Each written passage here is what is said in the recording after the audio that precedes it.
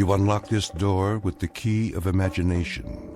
Beyond it is another dimension, a dimension of sound, a dimension of sight, a dimension of mind. You're moving into a land of both shadow and substance, of things and ideas. You've just crossed over into the Twilight Zone.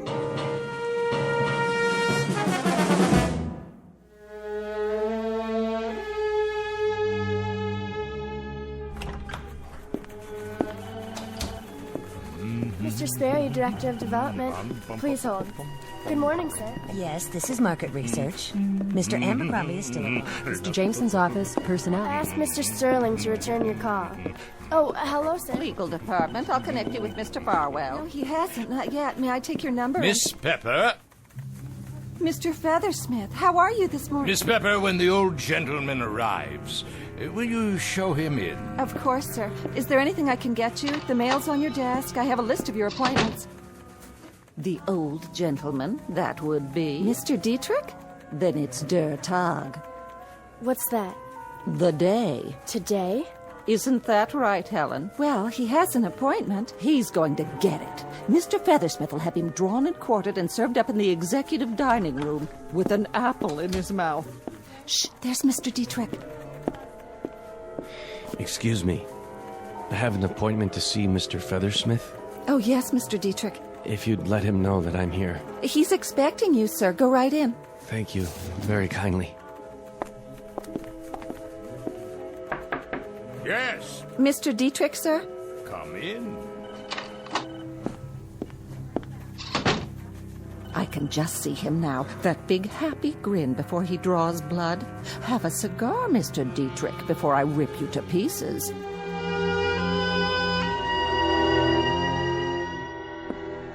A cigar, Mr. Dietrich?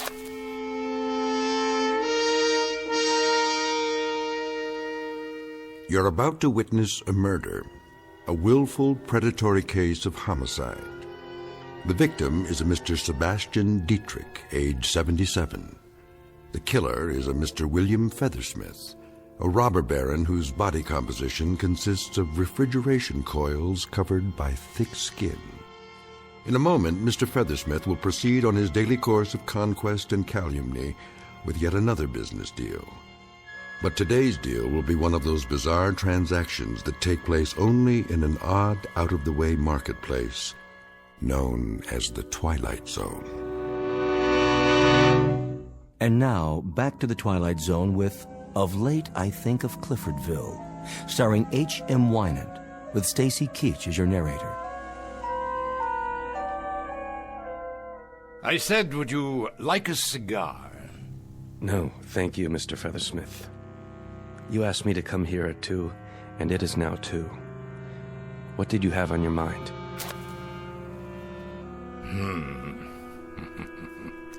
You've never cared much for my personal habits, have you, Dietrich?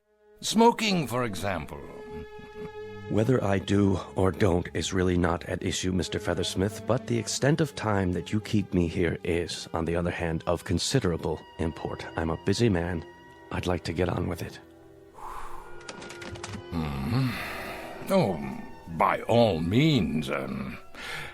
We've gone a pretty far route, the two of us. Have we? I owe you a great deal, Mr. Dietrich. I remember vividly the afternoon many, many years ago, back in Cliffordville. You called me into your office. You ran a rinky-dink, nickel-and-dime little tool shop. And you said, Bill Feathersmith, I like your style, boy. I want you in with me. Do you remember that afternoon? I shall never forget that afternoon, Mr. Feathersmith. I've thought about it a good deal in the ensuing years, and I've never ceased to regret it. You never did like me. I wouldn't say that. I have disliked and detested you with great cordiality. I have found you to be, as of the day you walked into my office, a predatory, grasping, covetous, acquisitive animal. Without heart, without conscience, without compassion, and without even a subtle hint of the most commonplace decency. Does that answer your question? I give you this, Dietrich. You never were a man to toady around with a lot of phony euphemisms. You always did speak your mind. And you, Mr. Feathersmith, mark you, this is perhaps the singular compliment I can dredge up, have always been a man to speak yours, so why don't you? All right, then. I'll do precisely that. See this map? It's my empire. Mining over here, electronics here, here and here, lumber, railroads, minerals, an industrial complex I built up step by step, piece by piece, and in which I take pardonable pride. Yet there's a piece missing. Go on. Well, that is to say, there was a piece missing. The Diedrich Tool and Die plant. Was? A good, substantial plant employing 13,000 people, some 40 years in operation, not always perfectly managed. But sufficiently well to make you move heaven and earth to try to buy it. Thank God I won't live to see the day when you get your greasy hands on it. Of course, as a matter of your financial problems, I happen to know, Mr. Diedrich, that you secured a loan of $13 million. This is the note here, isn't it? How do you... I bought the note, Mr. Diedrich. I paid an exorbitant amount of money, far more than it was worth, but it was, let's say, an exceptional opportunity for our lives to crisscross again. What is your point? The point is right here on the note. It says payable on demand. So, on demand it is. I want it paid. Not tomorrow.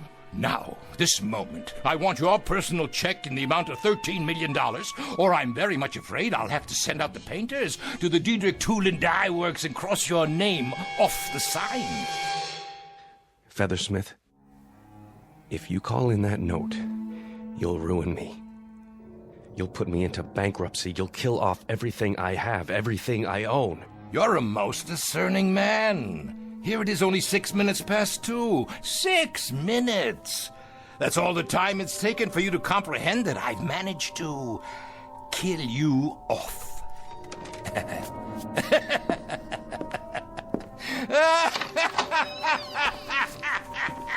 Mr. Diedrich, are you all right?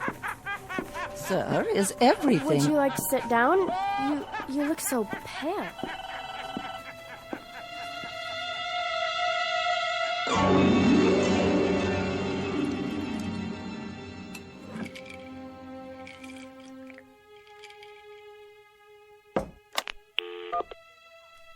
Miss Pepper? Miss Pepper? Where is she? What time is it? Oh, excuse me, sir. I didn't know you were still here. I'm here, my good man. I'm assuredly here. And here is the mountaintop. The high rung on the ladder. I'll finish cleaning later. No. You may join me on the mountaintop.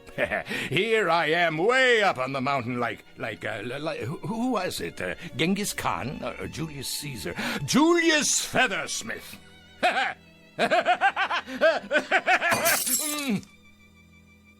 Don't worry, sir. I'll clean it up.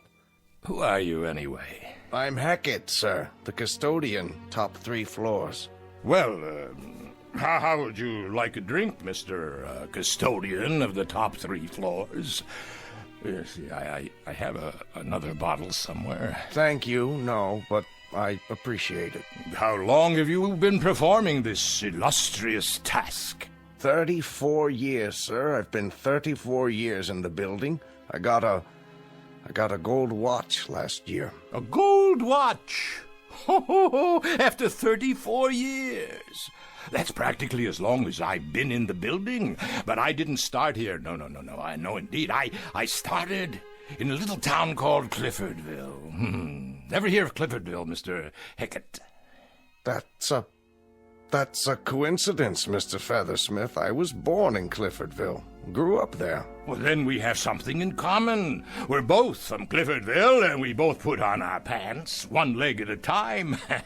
But there, the similarity ends. Come here, I want to show you something. Yes, sir? See this picture on the wall? Know who it is? Why, I'm not sure. That's William Feathersmith. Me. taken in front of our old home in Cliffordville. Now that was a town, wasn't it?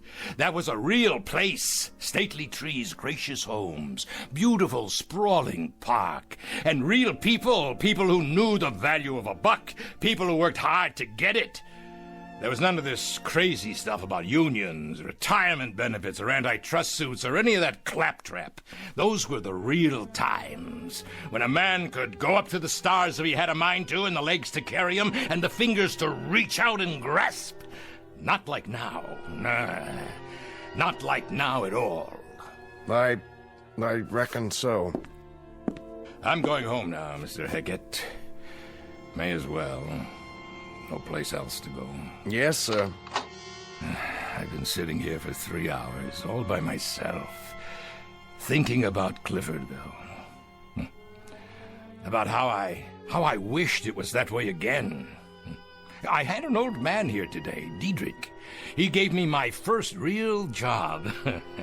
Well, I fixed his wagon. He never liked me, I never liked him. We both used each other, and I got the most use out of it. I broke him to pieces today, just like he would have done to me if he could. And he's tried, Mr. Hackett, let me tell you. He's tried. Good night, then, Mr. Feathersmith. William Feathersmith, what a crock. Alexander Feathersmith is more like it. Alexander the Great Feathersmith. I've got everything there is to get. But I'm still hungry. Understand? I'm hungry. A 20-course meal. I've got a tapeworm inside me that's taken every bit of it. He cried. What? What did you say? Alexander the Great. He cried because he had no more worlds to conquer. I guess maybe he was kind of like you, Mr. Feathersmith. You know what I wish? I wish I could go back to Cliffordville. Back 50 years ago and start all over. Because getting it all, that was the kick. Not having it, getting it. Good night, Mr. Hackett, custodian of the top 3 floors. Don't forget to wind your gold watch.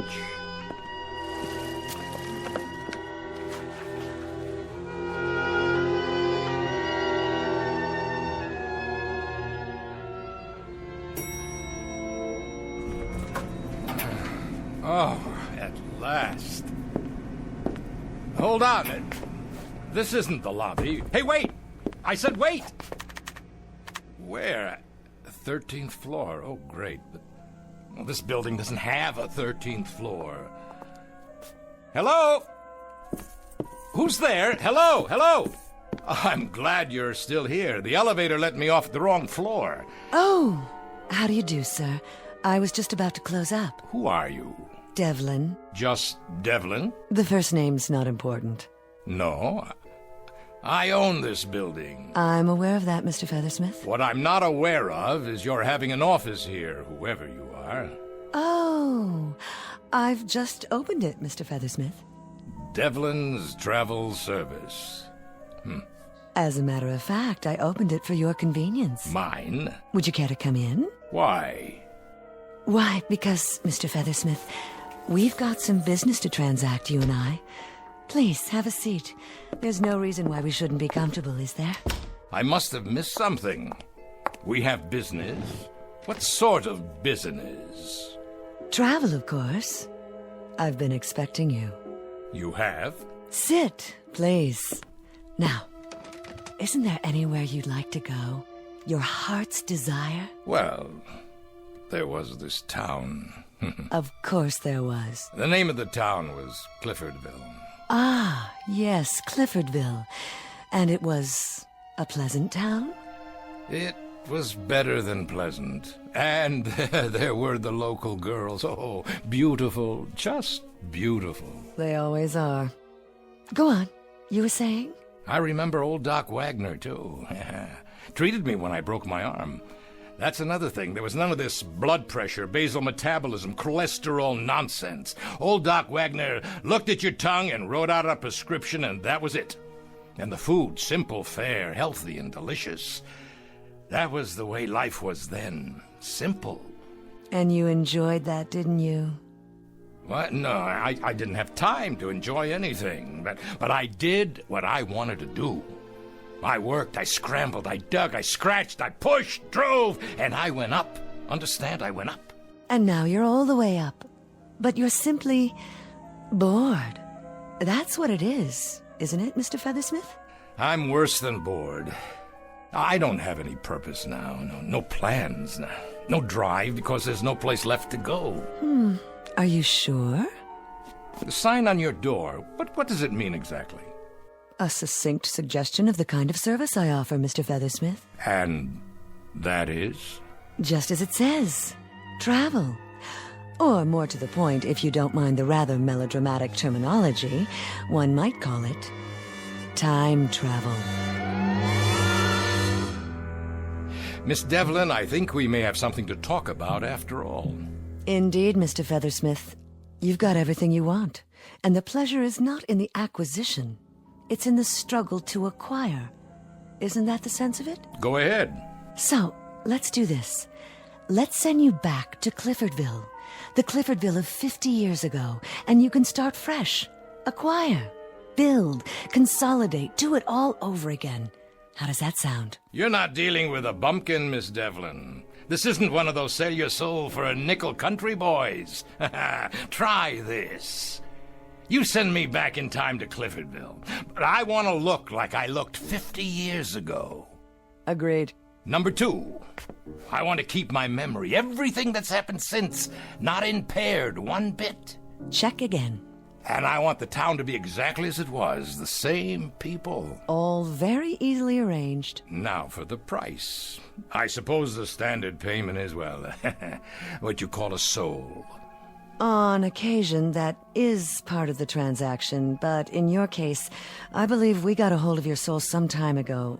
Let me check.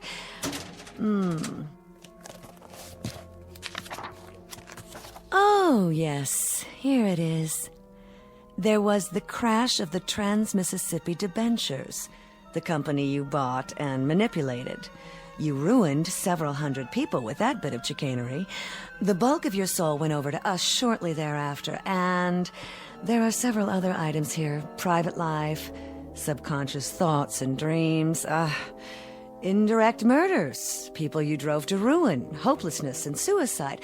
No, I'm afraid your soul is not yours to negotiate. Then what do you charge?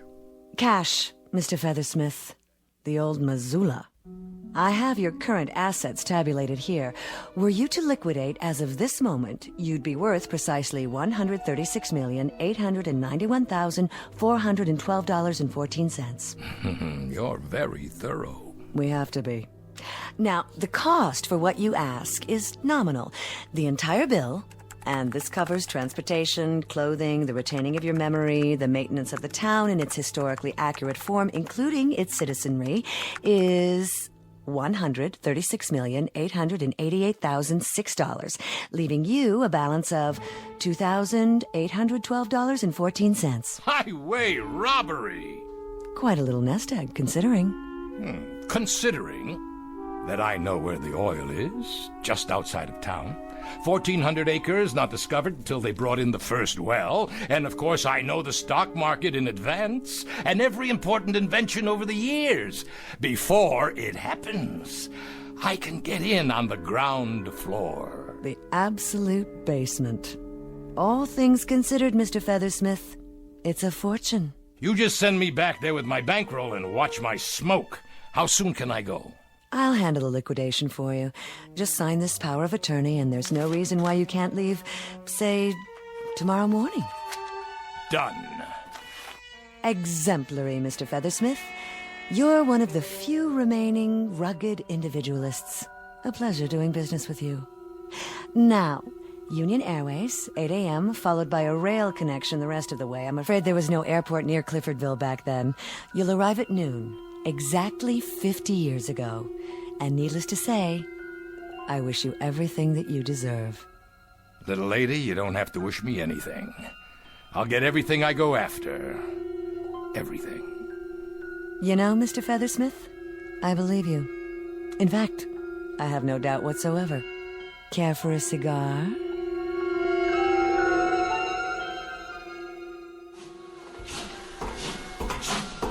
Here's your stop, sir. Are you sure? Yeah, this is it. Yes, there's the town square. You need a hand with your bags? I don't have any bags, and I don't need a hand from anybody. Then good day to you, sir. Enjoy your stay in Cliffordville. All aboard! Cliffordville.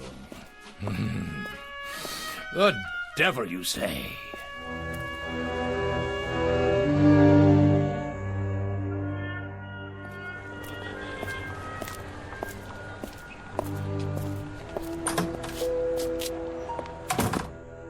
Yes, sir. May I help you? I'd like to see the president of the bank. That would be Mr. Gibbons. Do you have an appointment? No, but he'll see me. He's having his lunch right now. Tell him Mr. Feathersmith is here to talk about investments. Some very important investments. All right, sir. I'll tell him. Take your time, sweetie. By the time the bank closes, I'll have this dumpy little milk stop tied up with a ribbon around it, deliverable to me.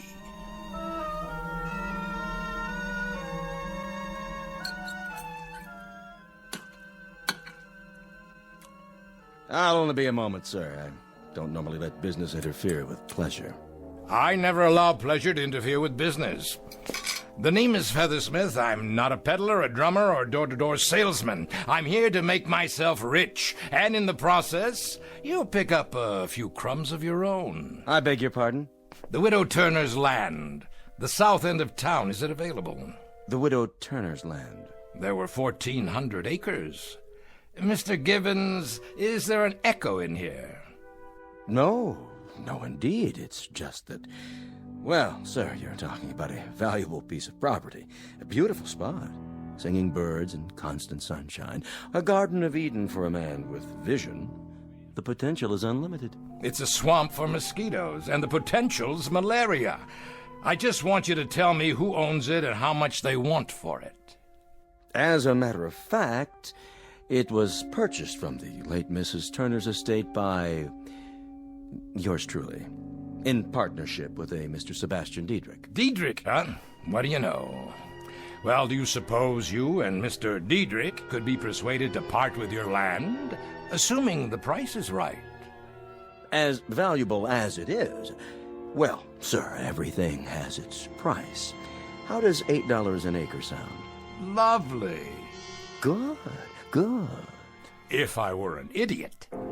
But I'm not an idiot, Mr. Gibbons. I'll give you $1 an acre. Well, why don't we strike a compromise and say $6? Let's say $1.50. You drive a hard bargain. Mr. Diedrich and I might hold still for $4 an acre. Mr. Gibbons, you wouldn't hold still for a back rub if it couldn't be converted into currency. $2 an acre, and that's it. 2, you say? 2, I said. And 10 minutes from now, it'll go down to $1.60. Going.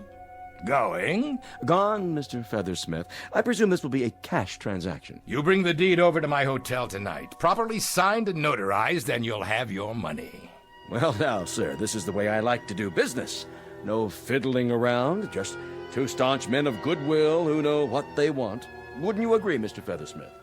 I'll agree with you all the way down the line, Mr. Gibbons, as long as you keep both hands on the table.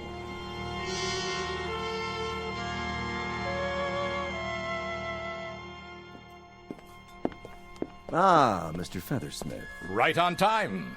I don't believe you two gentlemen have met. This is my associate, Mr. Diedrich. How do you do? Yes, I recognize you, Mr. Diedrich. So very, very much younger, though. You have me at a disadvantage, sir. Never mind. Sit down. Please. I presume you have the cash? 1,403 acres. $2,806. You like to put all your eggs in one basket, don't you, Mr. Feathersmith? Don't concern yourself, Mr. Diedrich. I happen to have an exclusive contract with the hen. Waiter, beer's all around. Right away, sir. All right, gentlemen, let's get down to cases, shall we? When it comes to a fast shuffle, I don't mind telling you I'm a very knowledgeable dealer. Comment, Mr. Diedrich? You have the floor, Mr. Feathersmith. You seem rather anxious to have it. Just a human frailty to gloat a bit when one has just skinned a couple of professional skinners. I suppose you're thinking that when this pigeon flew into town, you plucked him bald. Well, I sent a telegram to a geologist this morning. He came in on the 1 o'clock train, spent the afternoon out at the Widow Turner's land, made some preliminary soil tests. Care to hear the results? Feel free, sir. Then I'll oblige. That crummy swampland you sold for $2 an acre is worth 1,000,000 times that. There's oil in that ground. Oil, understand? Black gold, enough to produce 500 barrels a day for the next 1,000 years. Oh, I swear I could almost feel sorry for you.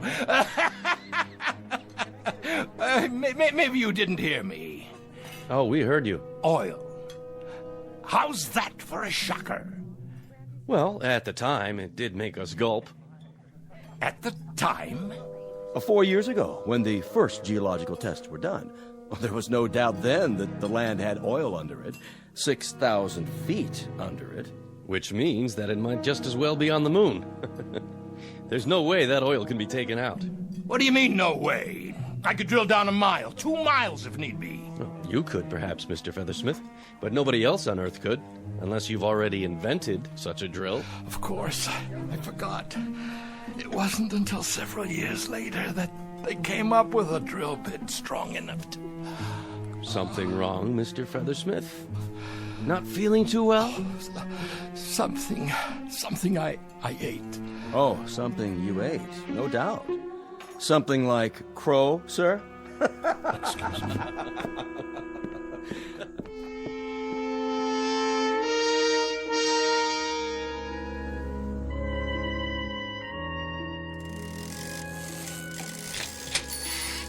Mr. Kronk, this here is Mr.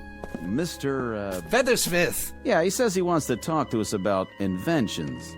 What kind of inventions? Something that'll turn this 2-bit bicycle shop into a factory. Such as? Well, for starters, how about a motor-driven scooter for kids? You want to enlarge upon that, Mr. Feathersmith? What do you mean enlarge upon it? It's a gadget that gets kids around town. Teenagers, too, even businessmen. What's it used for? It's used to make about $200 million.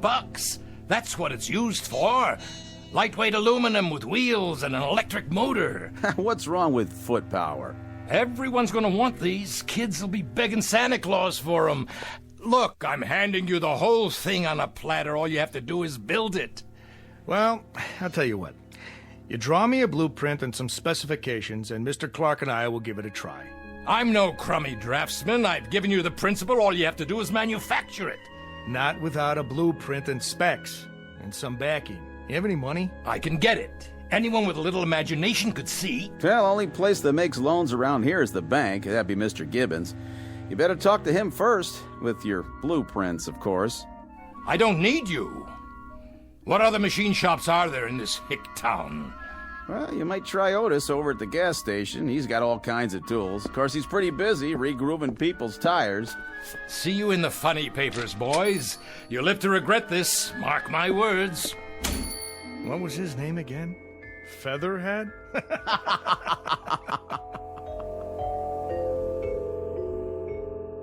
Modems. You connect your home computer to the telephone line. Your home what? Cable television. You pick up the signal from a satellite.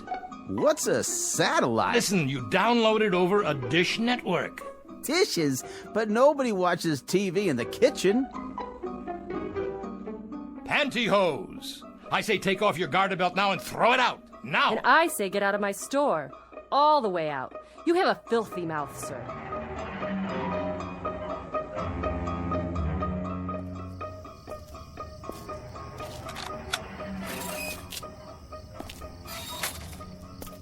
Diedrich!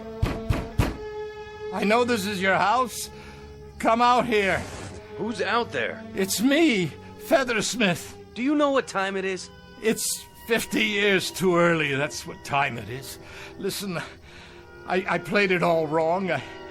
I should have had it done the way it happened in the first place. I'll start in the morning, just like I did before. What are you talking about? You said I had get up and go. You said I had drive. Then I went to work for you and I moved up from there. You want to do what again? I want to go to work for you. I wouldn't hire you if you were the last man on Earth. You're a loudmouth clod born to get suckered out of his last quarter. Now let me have my sleep. I got to rest.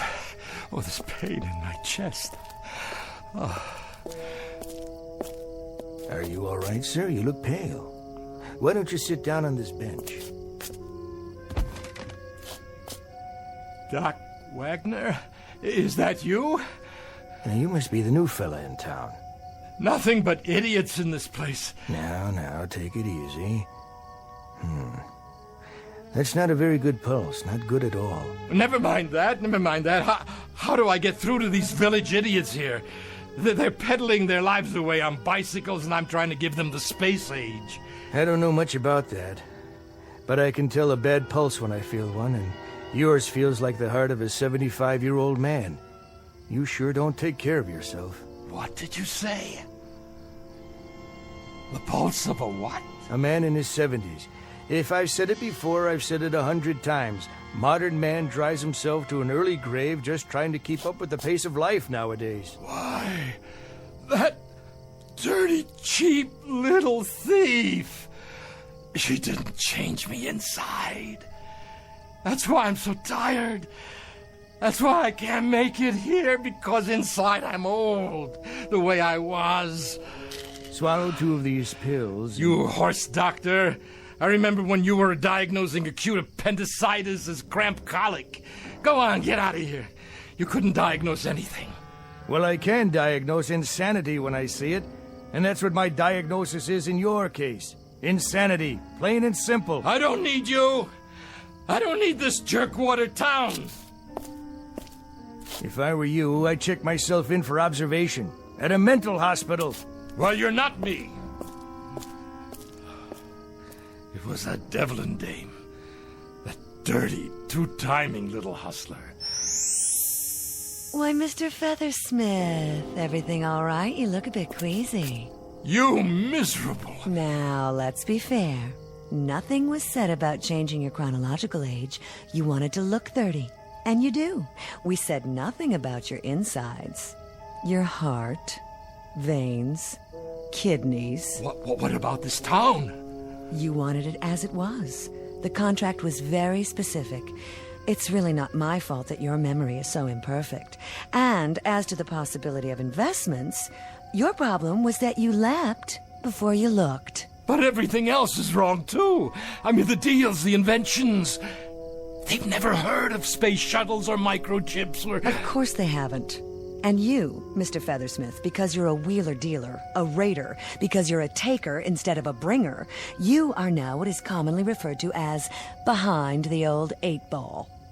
Look, I don't want much. I swear to you. Make it the way it was, that's all. Get me back with Dietrich.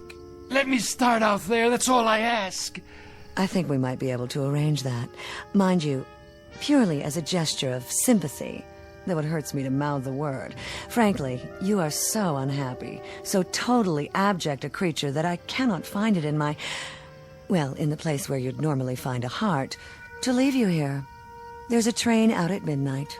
A special train. Bless you, Miss Devlin. Please. I won't forget this. There is a small surcharge for the service. How much? $40. Things do cost, Mr. Feathersmith. I don't have $40. I don't have 10. I don't have... What's this in your pocket? Well, how about that? This is your night. You have one negotiable item left. The deed. All you need to do is liquidate it. But who'd buy it? That I wouldn't know. What do I do? You've got a few seconds. Find yourself a customer. It's as simple as that. But where? There's a young fellow over there on his way home. You could ask him. It's bargain night, right here. Huh? 1,400 acres of singing birds, constant sunshine, all for $40. Here, please. Well, for $40, I might be able to... All aboard! Please hurry. There. You won't be sorry. You'll be rich. Hey, what's your name, young fella? Hackett, sir. Bill Hackett.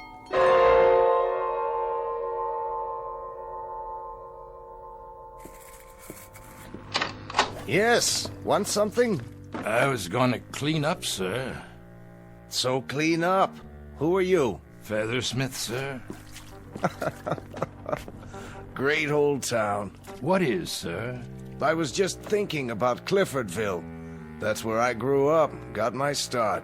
That's a coincidence. I grew up in Cliffordville, too.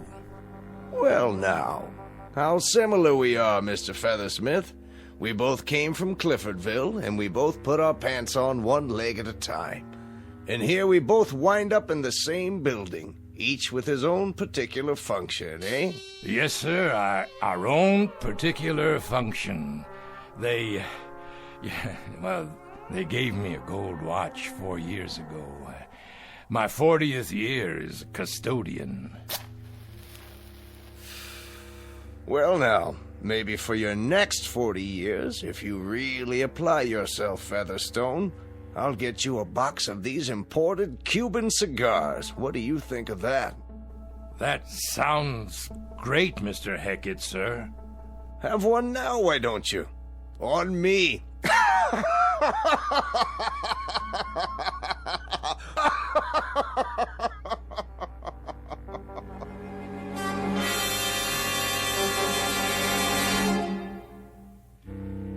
Mr. William J. Feathersmith, tycoon, who tried the track one more time and found it muddier than he remembered it, proving with at least some degree of conclusiveness that nice guys don't always finish last, and some people should quit when they're ahead. Our tale of Iron Men and irony, delivered FOB from the Twilight Zone.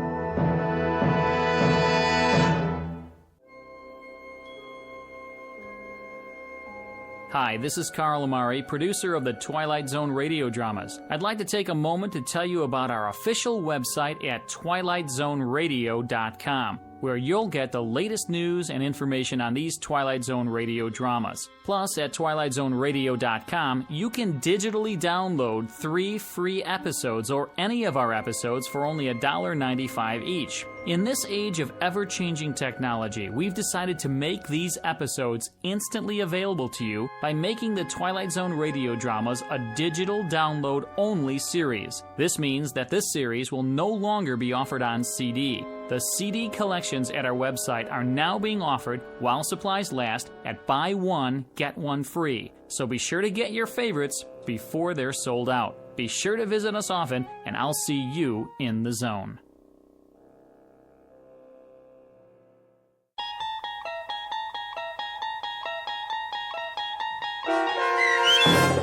Of late, I Think of Cliffordville, starring H.M. Wynant, with Stacy Keach as your narrator, was adapted for radio by Dennis Etchison and based on a script by Rod Serling from a story by Malcolm Jameson. Heard in the cast were Susan Hart, Joe Forbrick, Doug James, Christian Stolte, Mike Baccarella, Jeff Lupiton, Meg Falcon, Jessica Schramm, Lynn Foley, Carl Amari, and Christy Schramm. To learn more about the Twilight Zone radio dramas and to obtain audio cassettes and CDs of these programs, visit our website at twilightzoneradio.com. This copyrighted radio series is produced and directed by Carl Amari and Roger Wolski for Falcon Picture Group. Doug James speaking.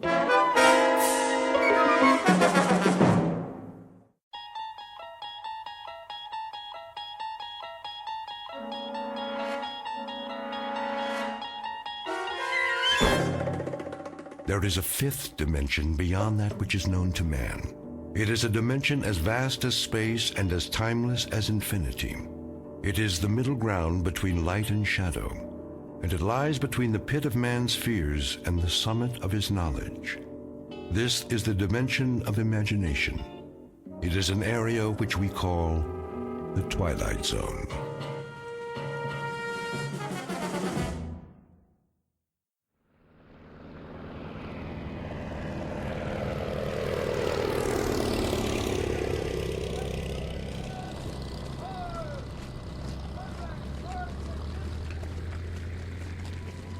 So it's goodbye again.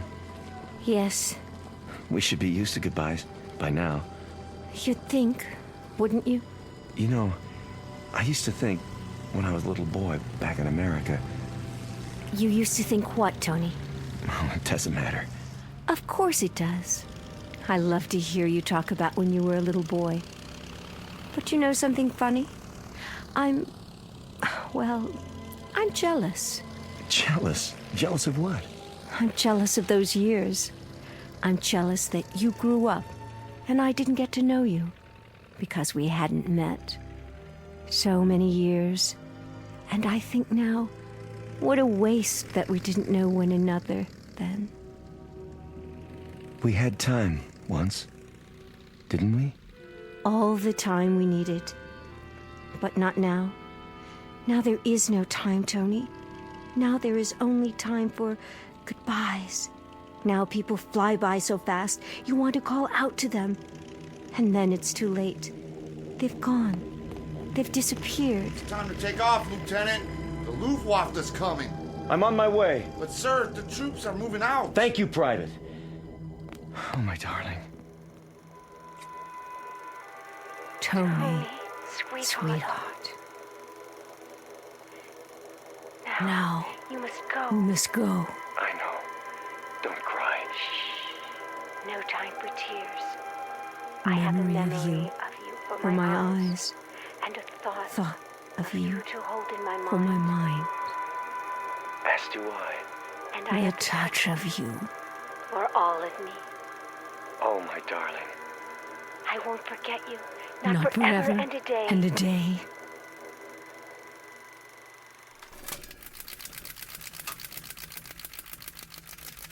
Oh, Jerry. Jerry, where are you now? Where? Picture of a woman looking at a picture. Her features alive to everything that appears on the screen. Her lips move and her eyes flash, mirroring every expression, every emotion.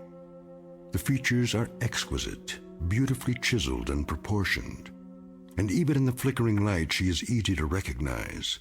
Like the face on the screen, this is Barbara Jean Trenton, movie grade of another era. Once brilliant star in a firmament no longer a part of the sky, eclipsed by the movement of the earth and time. Barbara Jean Trenton, whose world has become a projection room in her home, whose dreams are made of celluloid, struck down by hit-and-run years and lying on the pavement, trying desperately to get the license number of fleeting fame, somewhere on a side street in the Twilight Zone. And now the Twilight Zone and our story, The 16mm Shrine, starring Kathy Garver with Stacy Keach as your narrator.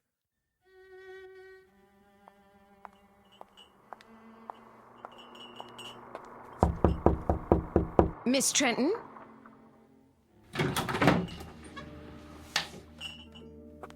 Miss Trenton? Miss... What is it, Sally? Oh, I didn't see you standing there. It's so dark in this room. Would you like me to open the drape? No, thank you. What is it that you want? I brought you a snack, Miss Trenton. You always used to have snack this time of day. Just put it down on the table. Yes, miss. If you don't mind my saying so, you really should have something to eat. I do mind. That will be all, Sally. Yes, Miss Trenton. I'll be going now. You do that. Will you be wanting lunch this afternoon? I'll be glad to make you a nice... I'll let you know. Very well, miss.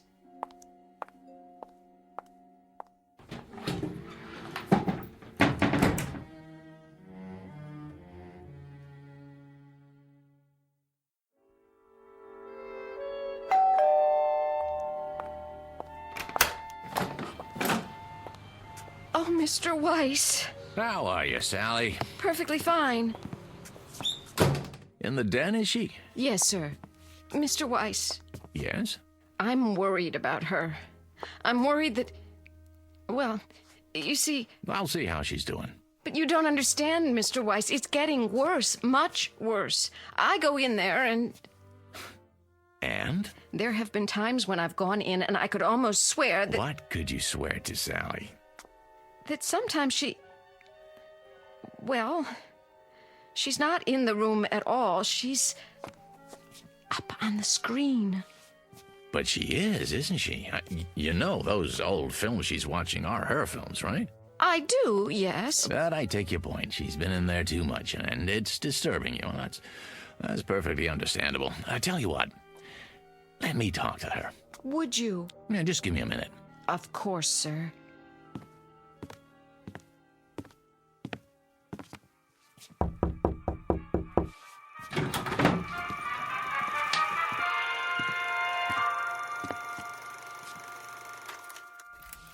Barb? Fix yourself a drink, Danny. It's 11 o'clock in the morning. So, it's 11 o'clock in the morning. What about it? It's 11 in the morning and the sun is out, see? Oh, why did you have to do that? It's a beautiful day in Beverly Hills. There's no smog, it's 84 degrees, and it's lovely out there. What would I do without your daily meteorological reports? The question is, what do you do with them? You sit here in this air-conditioned cave, showing one picture after another. Why? Haven't you seen them enough times? Let's skip that. Barbie.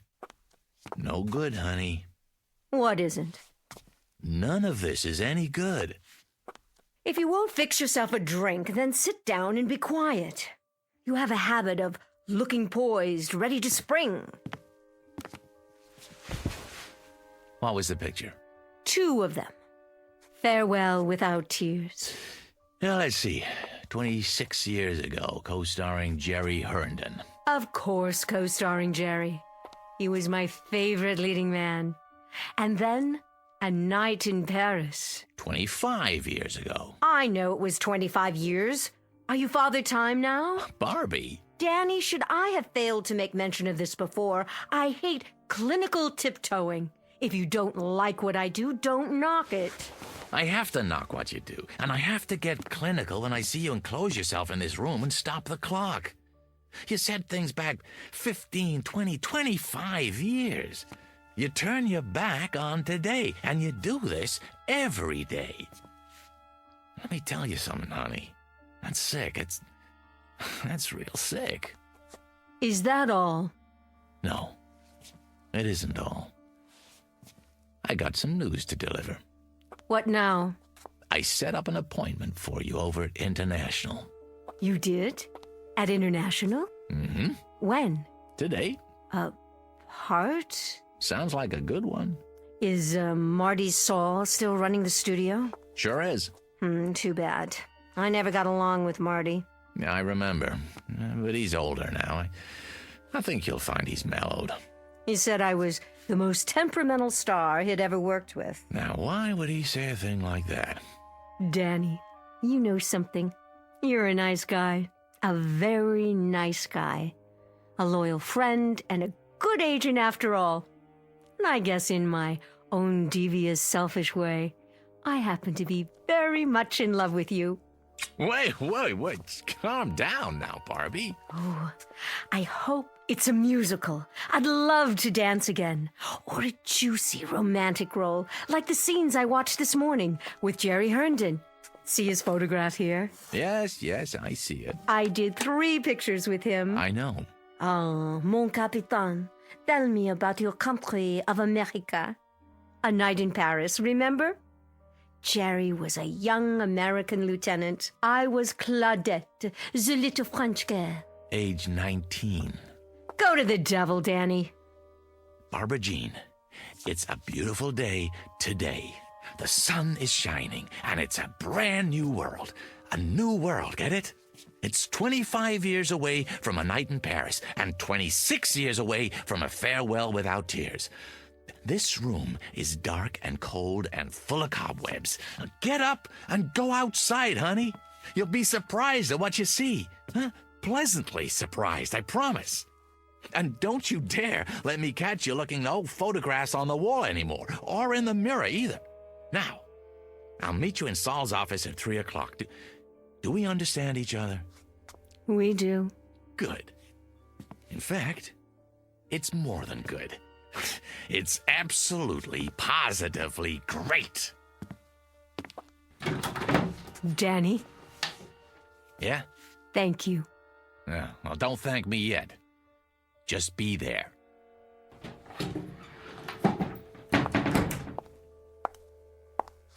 Mirror, mirror on the wall, am I still the fairest of them all?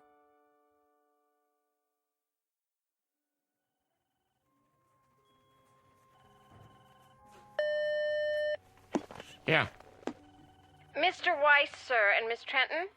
sign him in.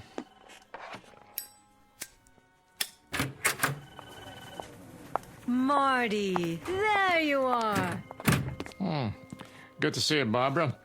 You're looking... What, Marty? Spectacular? Yeah, something like that.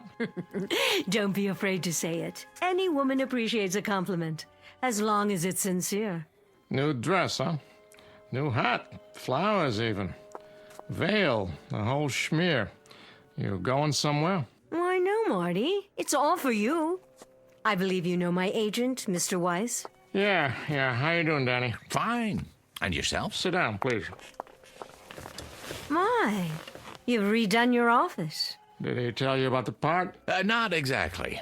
I think it fits you. It's not big, but it'll be a nice showcase. How big and how much of a showcase? I meant to tell you, Barbara, it's not the lead, more like a special cameo appearance. No, very special. Surely Danny's told you what my requirements are. Mm-hmm. Why is it, Barbara, you and I always get off on the wrong foot?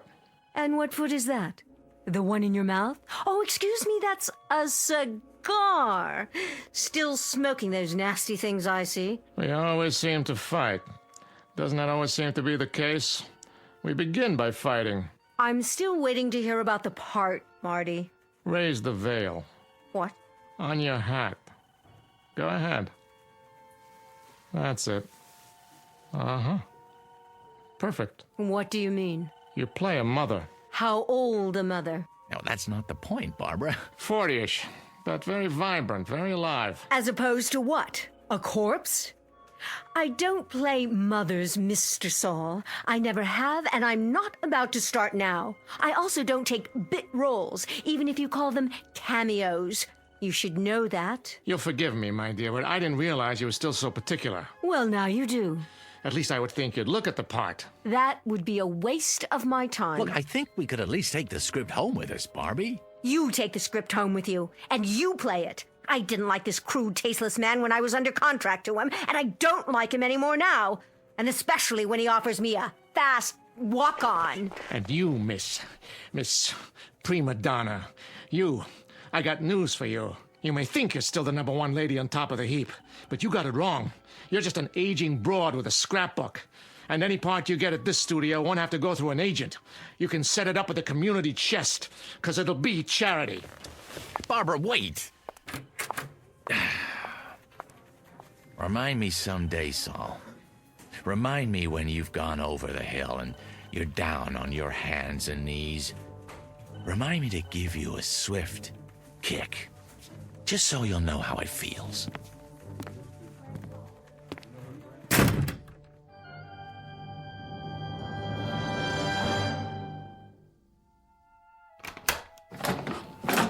Oh, Miss Trenton. And Mr. Weiss, I didn't expect you back so soon. That will be all, Sally. Yes, miss. You'll excuse me, Danny. I'm going upstairs to rest. Well, don't you think we have a couple of things to talk about? Not now. I'm feeling tired. Barbie! What? You're right about him, Barbie. He's a tasteless man. He's got a mean temper and a dirty little mouth. You shouldn't pay any attention to him. Are you talking about Saul? Saul doesn't exist. That studio doesn't exist. Not anymore. Not the way it is now. Exactly. There are other studios. I'm talking about all of them. This is the world, Dan, right here. From now on, I keep the doors locked with drapes over the windows. I don't want any of the outside coming in. Not the Marty Sauls or the movies without sentiment or those teenaged actors on television or rap music or any of it. Barbie, whether you like it or not, that's the way it is. That's the way things are. What can you do, Barb? Shut your eyes? Say it doesn't exist because you can't see it? It doesn't have to exist. If I shut my eyes, it disappears. Yes, it does. I can wish it away. But that doesn't make sense. It makes sense to me. Perfect sense. And you know what else makes sense? As of right now, as of this minute, this is the old Hollywood, with all the charm and romance, with all the glamour. It's a carefree world again, Danny, just like before, in this house. Barbie, none of that's true. It's nostalgic and nice, but it's not true. Are you listening to me? It's phony. Well, if I wish hard enough, it won't be phony. If I wish hard enough, Danny. Barbara, please. I'll give a party. Yes. Tell all of my friends, Danny. Tell them. Tell Paul Nader and Jerry Herndon and Steve Black. Oh, now there's a man for you. Tell them I'm still at the same address. And tell... Barbie! Paul Nader's been dead for 5 years. Jerry Herndon lives in Chicago. Steve Black hasn't been around for 15 years. And if I could get to them, if I could, what kind of party can I invite them to here? Barbie, this is a graveyard you're creating, a mausoleum. Understand? You're wishing for things that are dead. We'll see about that. We'll see about that.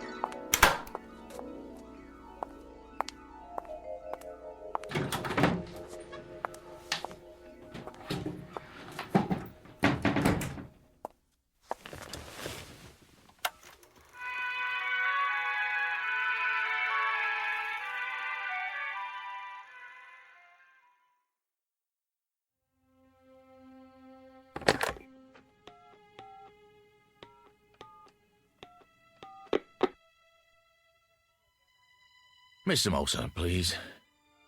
Tell him it's Danny Weiss. Hey, Walt. Long time, huh? No. I didn't go to the awards. Congratulations, by the way. Heck of a picture. Yeah.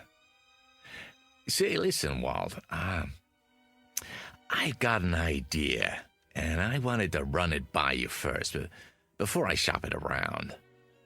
Yeah, that's right. Yeah, nobody yet. Well, you know the actor who just won for Best Supporting? Uh-huh. Well, About Time is right. Yeah, he's all over the talk shows, giving interviews left and right. No, I don't represent him. But he's been in this business a long time, started as a teenager. I know, at your studio. That's why I'm calling. See, here's what I think's gonna happen. A brand new interest in the greats of our industry who made it what it is today. I can see it coming. Not nostalgia exactly, but a wave of appreciation, reevaluation. So I was thinking, why not put together a special project just for them? The ones who've been out of the limelight a few years. Stars who never got an Oscar but deserve to. Yeah, I tell you, the media will lap it up. Yeah, no, I don't have a script yet. Uh-huh. Yeah, I suppose so. I'm a sci-fi fan too. Sure I am. Yeah, so it makes... So make it like Star Wars meets, I don't know, On Golden Pond or something. I'm just riffing now, but... Really? You never saw it? Oh, great flick. Hepburn Fonda. No, Henry. Yeah. Yeah, a whole generation that... Well, they would if you set it up right. The what? Oh, a series of pictures, huh? Uh-huh, based on video games. Yeah, I see. Well, of course they have to be young. Still, when you think what a great name could bring to the package, well, Barbara Jean Trenton, for one. No, she's not dead. No, I assure you.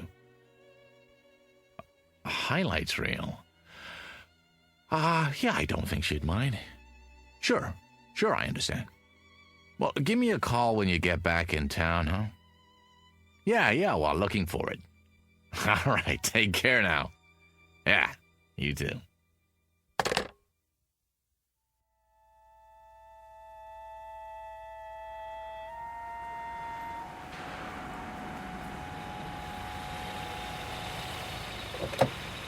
Hello, Mr. Weiss. Hello, Billy. Lunch again, huh? Park it nearby, would you? Won't be long. Yes, sir.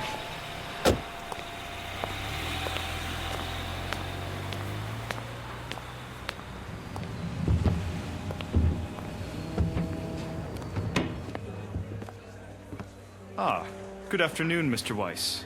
Table for two? Not today, Jimmy. I don't need it, after all. Very good. I'll get your waiter.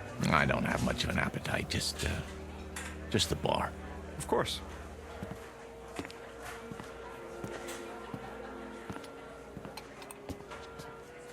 Hey, hi there, Mr. Weiss. Where's who, Rich? Well, you'll excuse me saying so, but the place has been buzzing. I heard you're bringing Barbara Jean Trenton for lunch. Some kind of celebration. Ah, well, there's been a change of plans. Oh, well, the reason I mention it is I was going to ask her for an autograph. You think she'd have minded? I'll bring you an autographed 8x10. How's that? Would you? Oh, that'd be great. Just a scotch and water for now, Rich. Coming up. Make it a double, will you? Sure, no problem. Mr. Herndon, telephone call for Mr. Herndon. Mr. Herndon? Telephone call from Mr. Herndon. Oh, hold on. Did you say Herndon? Why, yes, sir. Well, that wouldn't be... No, forget it.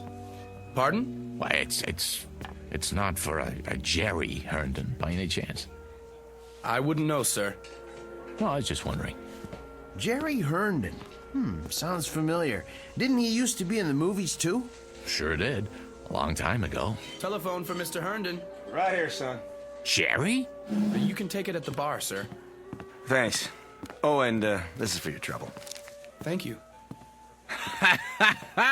I'd know that voice anyway. I don't believe I've... Danny? Danny Weiss? What in the world are you... I just stopped in for a drink. Oh, same here. I couldn't forget this place like old times. Old times is right. What are you up to these days? Oh, still in the business. What else do I know how to do? Listen, can I buy you a drink? I'll buy you one. Come on, sit down. Talk about a coincidence. I was just mentioning you to someone. Pull up a chair. You'd better take that call. Forget it. They'll call back. We've got a lot of catching up to do. Listen, Jerry, there's something I want to talk to you about.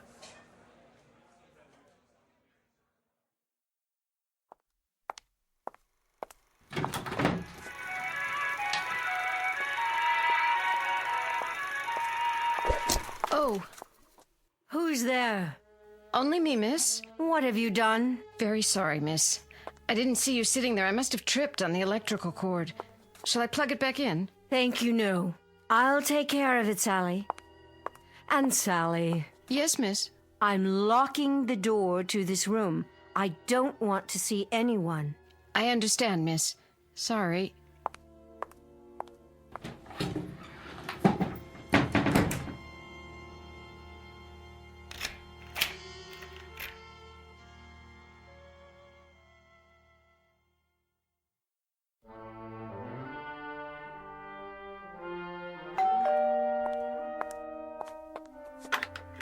Yes? It's Mr. Weiss. Oh, Mr. Weiss. Can I come in? Yes, sir.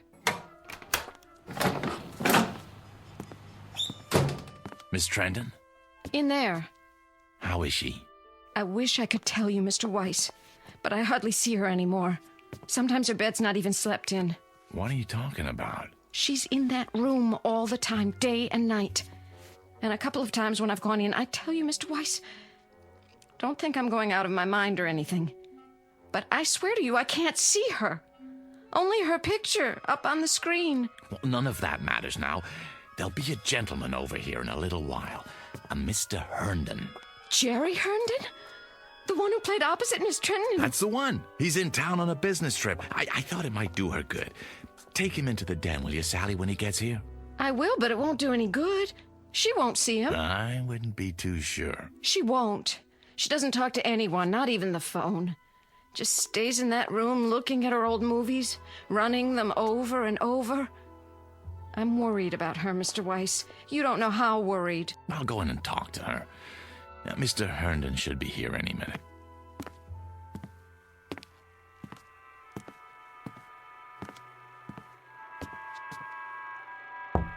Go away, Sally. I said go away. I don't want anything, and I don't want to see anyone. Barbie, it's me, Danny. Now, please let me in. Why should I? Please, Barbie, I got something to tell you.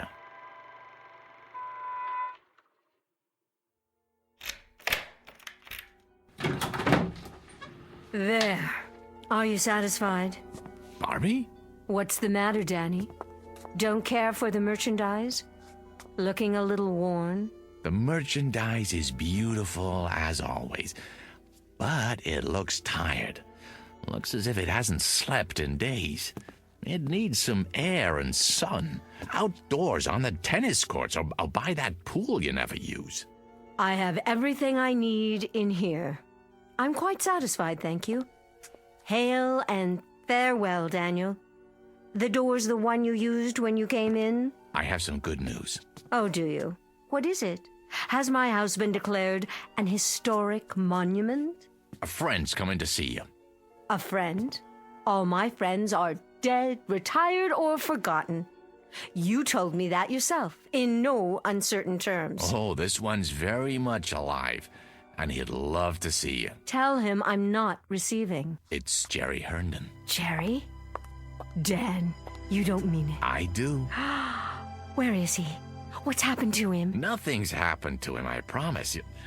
You'll see for yourself. When? Any time now. I happened to run into him.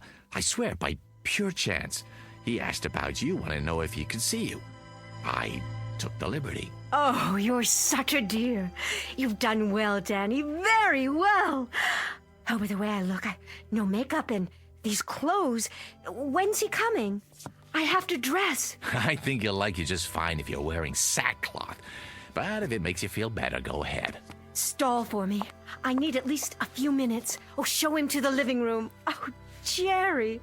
Jerry, after all this time.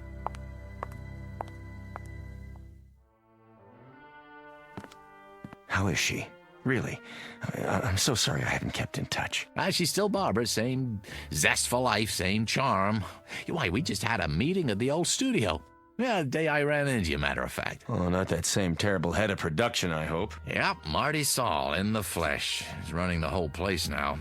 And he hasn't changed one bit. Same chip on his shoulder. No kidding. Jerry, truth is, she's not well. Nothing serious, I hope.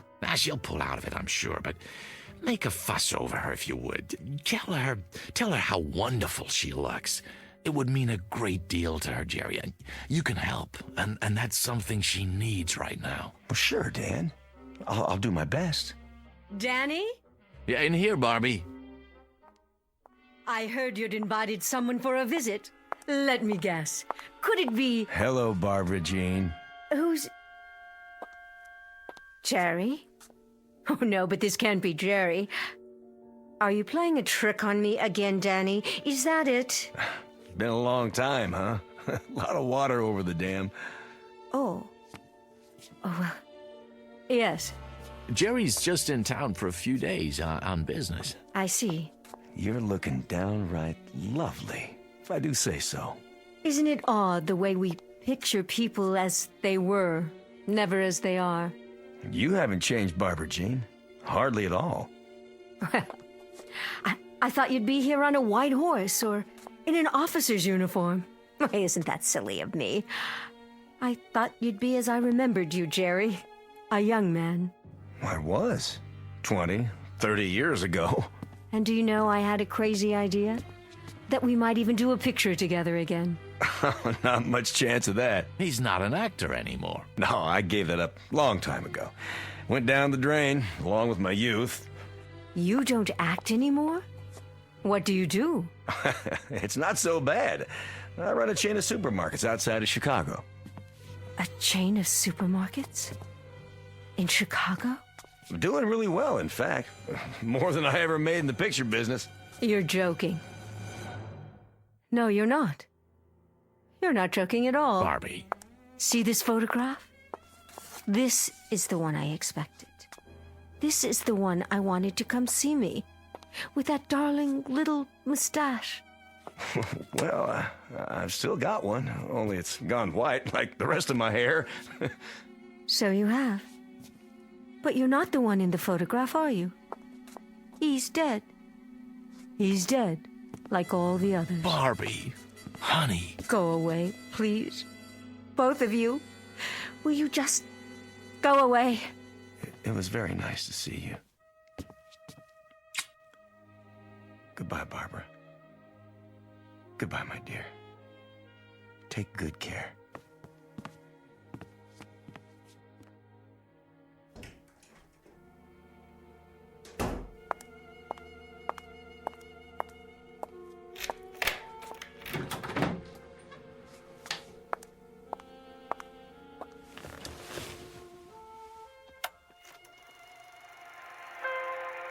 Jerry. There you are, Jerry. How well you look. How young. How wonderfully young. There was an old man here a while ago. A tired, worn-out old man. And he said he was you. Can you believe it? Oh, Jerry. Jerry, I wish I could be where you are. I so wish I could, Jerry. Oh, how I wish.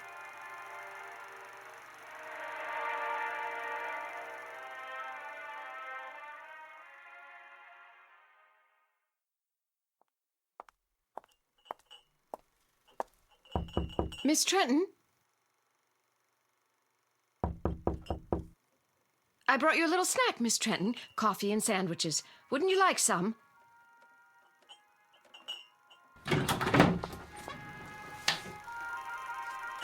Miss Trenton, where are you? Jerry? Jerry, wait for me! I'm afraid this is goodbye, Sally. No! Goodbye!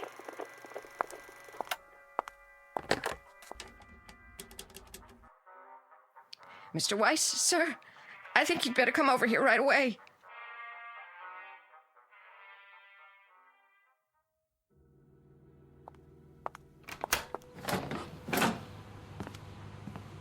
What is it, Sally? You'd best see for yourself.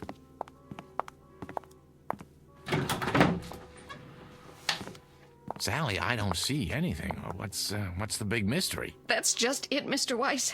I don't see anything either. She's not here anymore. Was the projector running? It was. When was that? About an hour ago. Who shut it off? I did. Then I called you. Well, if you looked in her room, maybe she's taking a nap. That's the first place I looked. Then I went to every room in the house, even the pool in the yard. She's not here. At least not in the way you'd mean. You know how to work this thing? It's just that little switch there. Are you going to run it, Mr. Weiss? Yes, Sally. I'm going to run it. Mr. Weiss, I can't stand to watch. I don't know what I'm going to see. Shh, quiet. All right, darlings, that's enough for now. Let's go outdoors. We'll finish our cocktails by the pool. Everyone go ahead. I'll be right with you as soon as I change out of these heels. What is this film, Mr. Weiss? Not one that I've ever seen. It's funny, it doesn't look like a set. Wait, those French doors, I'd swear it's this room. This one right here. It can't be. But it is, Mr. Weiss, it is. Look at that scarf. She bought it only last year, and those shoes? They're the ones she wore when Mr. Herndon came by. Barbie! Barbie, please! What? It's Danny. Please, don't do this. Danny? Oh, there you are. Care to join us? The old gang's here. We're going to have such a time, just like we used to. You know I can't do that. I can't just step into a movie screen. It isn't real. None of this is real. Well, then, goodbye, Danny. Be a dear, and hold on to my high heels for me, will you?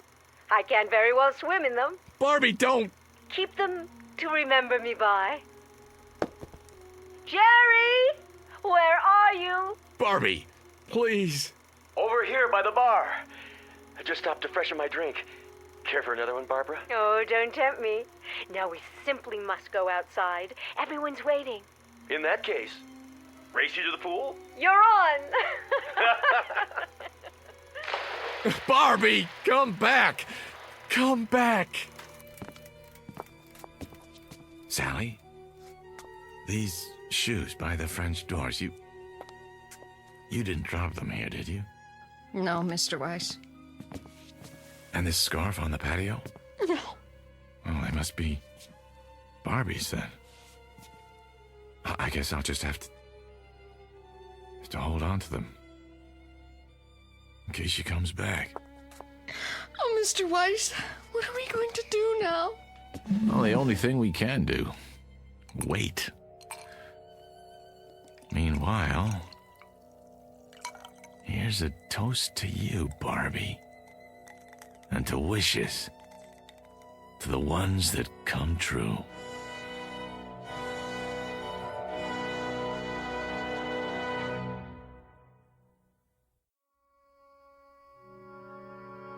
To the wishes that come true. To the strange mystic strength of the human animal, who walks that thin line between reality and the shadows and can sometimes make one merge with the other. To Miss Barbara Jean Trenton, movie queen of another era, and no longer of this one. May her star shine brightly in the Twilight Zone.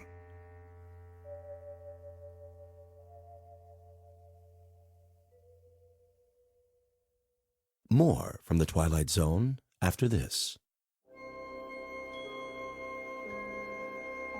Hi, this is Carl Amari, producer of the Twilight Zone radio dramas. I'd like to take a moment to tell you about our official website at twilightzoneradio.com, where you'll get the latest news and information on these Twilight Zone radio dramas. Plus, at twilightzoneradio.com, you can digitally download 3 free episodes or any of our episodes for only $1.95 each. In this age of ever-changing technology, we've decided to make these episodes instantly available to you by making the Twilight Zone radio dramas a digital download-only series. This means that this series will no longer be offered on CD. The CD collections at our website are now being offered while supplies last at buy one, get one free. So be sure to get your favorites before they're sold out. Be sure to visit us often, and I'll see you in the zone.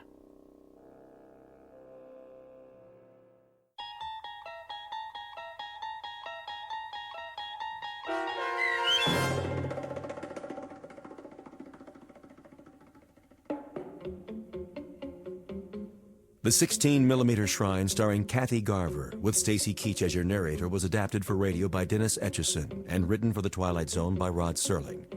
Heard in the cast were Christian Stolte, David Darlow, Fernette Lebo, Doug James, Roger Wolski, and Carl Amari. This copyrighted radio series is produced and directed by Carl Amari for Falcon Picture Group and Westwood One. Sound design and custom Foley effects for The Twilight Zone by Cerny American creatives Bob Benson, Craig Lee, Matt Sorrow, Tim Cerny, and Todd Beyer. To learn more about the Twilight Zone radio dramas and to contact us, visit our official website at twilightzoneradio.com. Doug James speaking.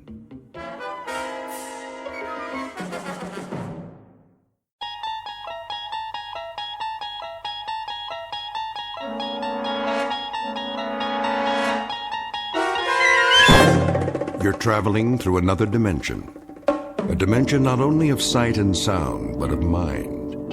A journey into a wondrous land whose boundaries are those of imagination. Your next stop, the Twilight Zone.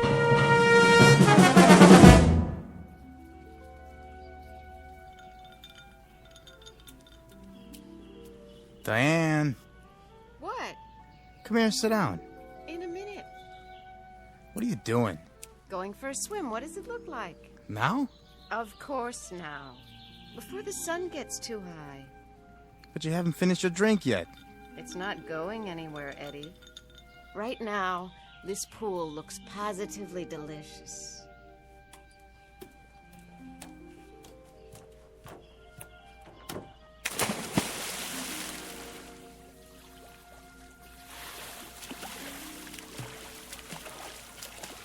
Nice form.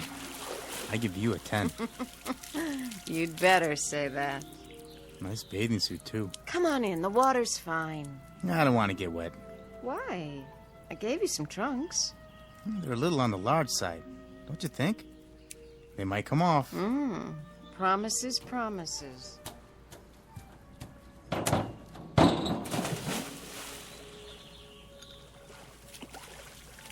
Diane, please. I'm lonely over here. All right.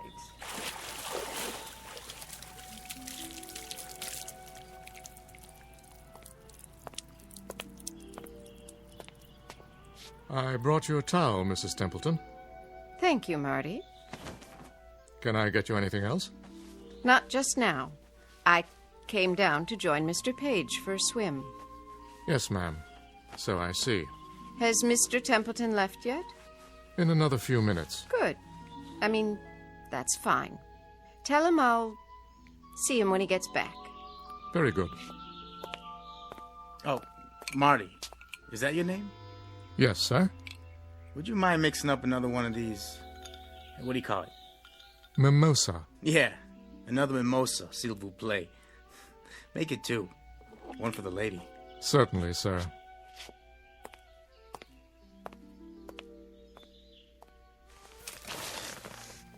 Rub some lotion on my shoulders, would you, Eddie? I wouldn't want to peel. Sure thing. Oh, you have such strong hands. Did he say your husband's still here? He'll be gone soon. He has a rehearsal. Oh. He doesn't mind, huh? Me being here and all? That's what the guest house is for. Friends who come and visit. But I don't even know him. I hardly even know you. How long has it been? Since yesterday? I know a friend when I meet one. We are going to be friends, aren't we? Yeah, you better believe it. Lie down. What? So I can do your legs. Not yet, Eddie. There'll be plenty of time. They're really red. You don't want to burn, do you? Oh, you silly boy. Swim a few laps for now. Work it off. Not in your life. These trunks are a size large. Maybe that's why I loaned them to you. Stand up. Oh, no. Come on, stand up. I'm not going to push you in. Promise? Promise. There. Now, turn this way. That's it. Hazel. Hazel who? Your eyes. I wanted to see what color they are in the sun. And yours are green. So I've been told. You know, maybe we shouldn't be out here like this. Why not? I just saw somebody at the window. What do you care? We're not doing anything, are we? No, but if that's your husband, I feel kind of funny. Why? Because you're all wet? Hey, you promised. Didn't you know? Promises are made to be broken.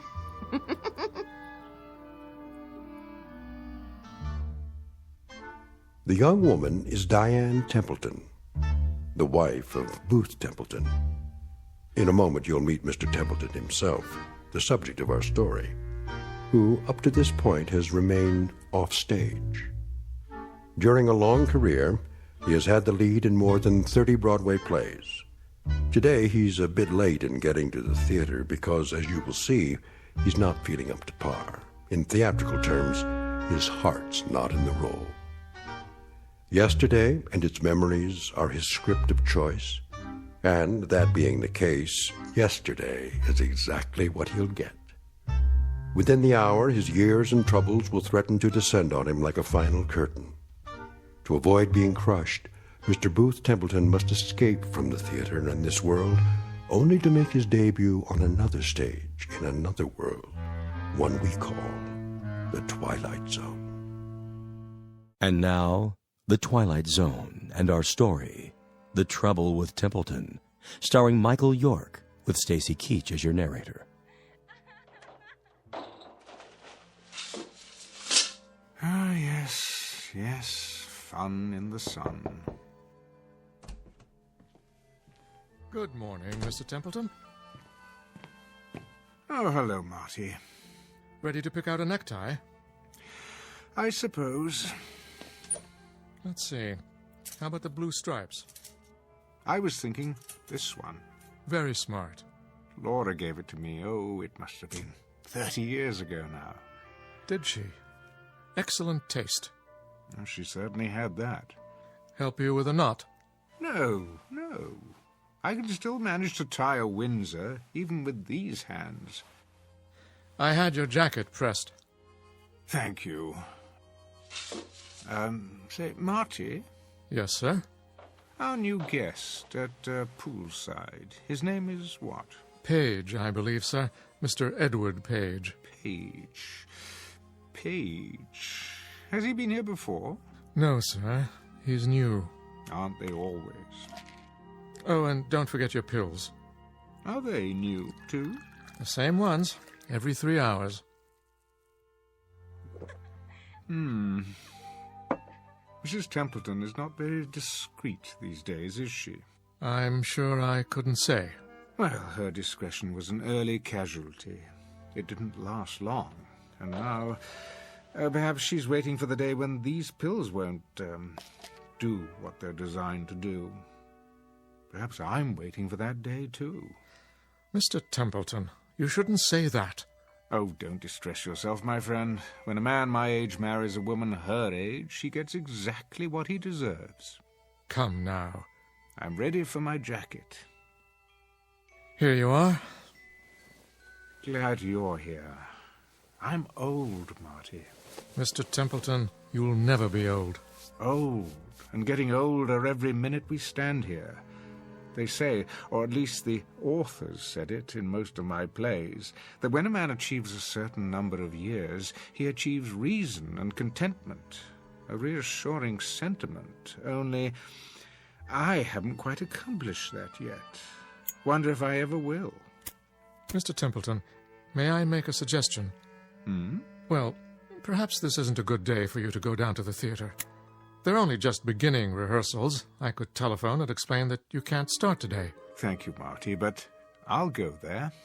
I shall rehearse this play, and it will open on schedule. I shall cover the years with makeup, and I shall stand in the right place and hope to say the right lines. And when it is over, they'll say to me, "You were wonderful, Mr. Templeton, as usual." And the stage manager will see to it that I'm properly delivered to you, so that you can properly deliver me back here, and I can prepare to do it all over again the following night. I won't see or particularly care about what's going on out there, or in the guest house, or in this house. All I'll want will be to go to bed, Marty, alone. That's the best place for me. Sleep. Oblivion. Now, sir, you mustn't talk like that. Oh, it doesn't matter. I don't love her anymore. I don't remember when I did. You know, I can't recall one single contented moment with Diane. I haven't had many contented moments in my life, though I do recall a few long ago with Laura. Did you know that this was her music box? Please, Mr. Templeton. She was the freshest, most radiant creature God ever created. 18 when I married her, Marty. 24 when she died. We didn't have long together, my first wife and I. But I'm forever grateful for those years. Sir, don't do this to yourself. You know, there are some moments in life that have an indescribable loveliness to them. The world is transformed. The sky, the sun, a single blade of grass. The simple act of waking up, knowing that each day is full of treasures beyond compare, such as those moments with Laura. They're all I have now. You understand that, Marty? Yes, Mr. Templeton, I believe I do. But that was... Don't distress yourself, old friend. I'm all right. I'm quite all right. Now, where's my scarf? Here, sir. I'll go downstairs and bring the car around. You do that. Hi-ho, hi-ho, it's off to work I go.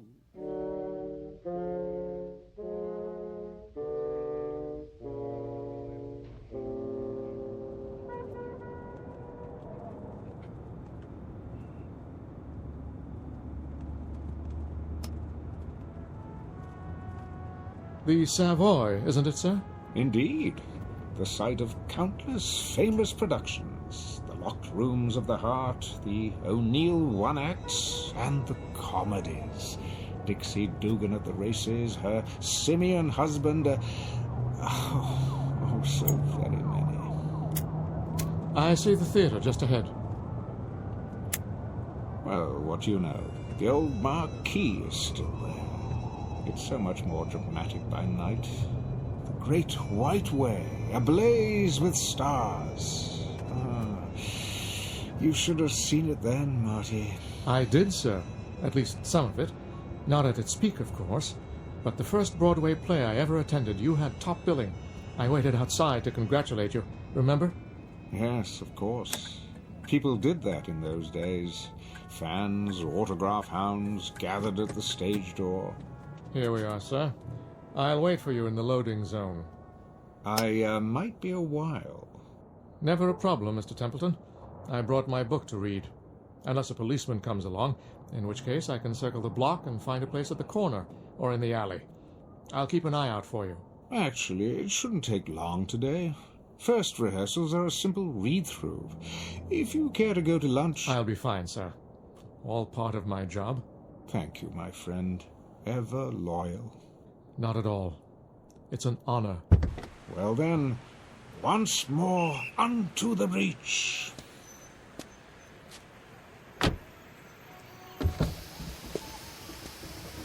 Oh, and sir... Yes? Do break a leg, so to speak. Very kind of you. I will. I will.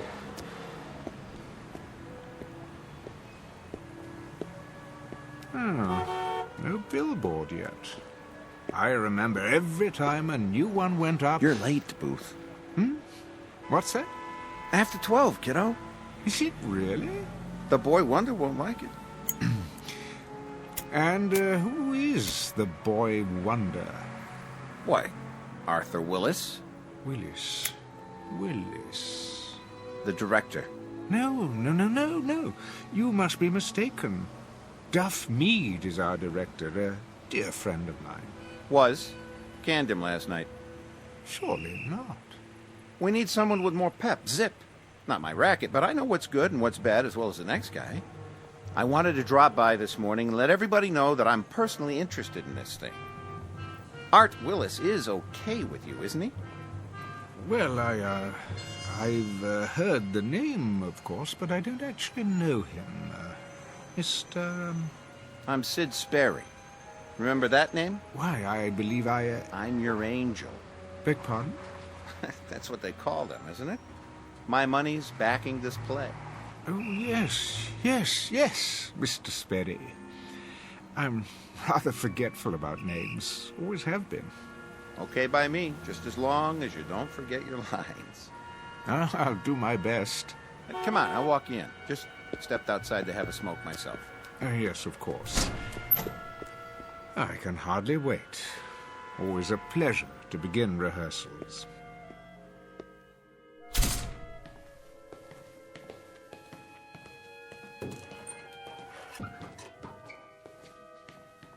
I'll say this once, just once, and no more. But I'll say it now and expect each and every one of you to understand it. Wonder Boy, I take it. The man's a genius. Michael Franz is producing The Angry Lovers. Mr. Combs has written it. You have all been hired to act in it. And I have been contracted to direct it.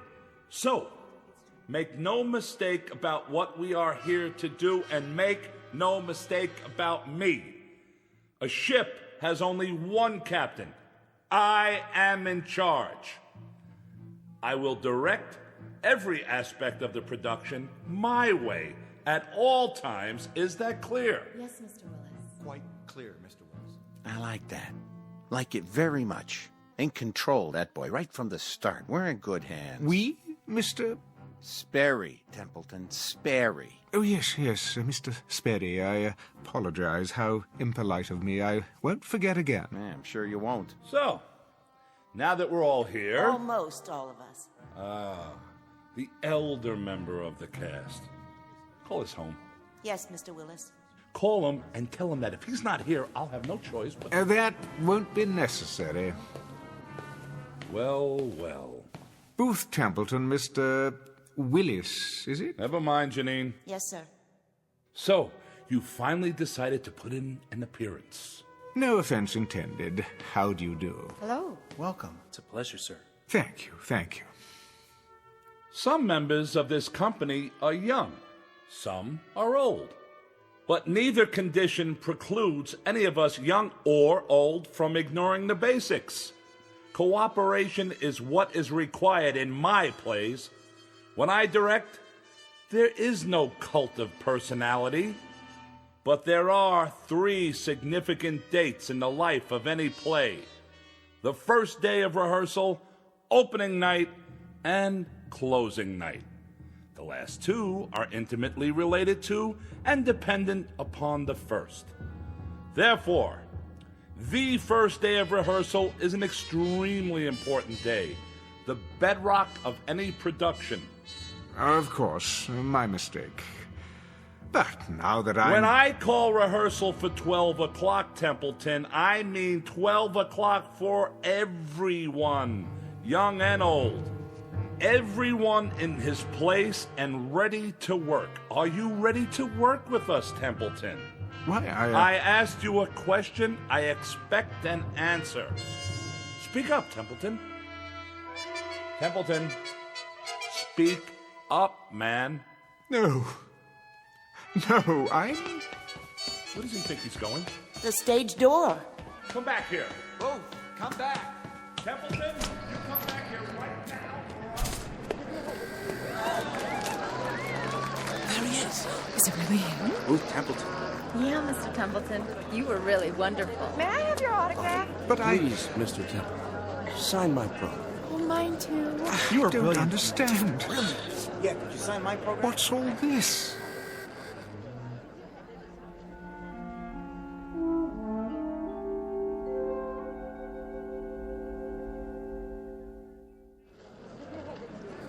I've seen every play you've been in, Mr. Templeton. I've never missed a performance. You're my favorite actor. I think you're the best, Mr. Templeton. Why, thank you. When are you going to Hollywood to be in talking pictures? Talking picture? Have you met Greta Garbo? You'd be great together. Just one autograph, please. Sign mine. That profile is so handsome. Please, I'm very tired. If you'd let me through. This way. What? Around the corner. Can't believe I just met Booth Templeton. Bye, Mr. Templeton. See you tomorrow for the matinee.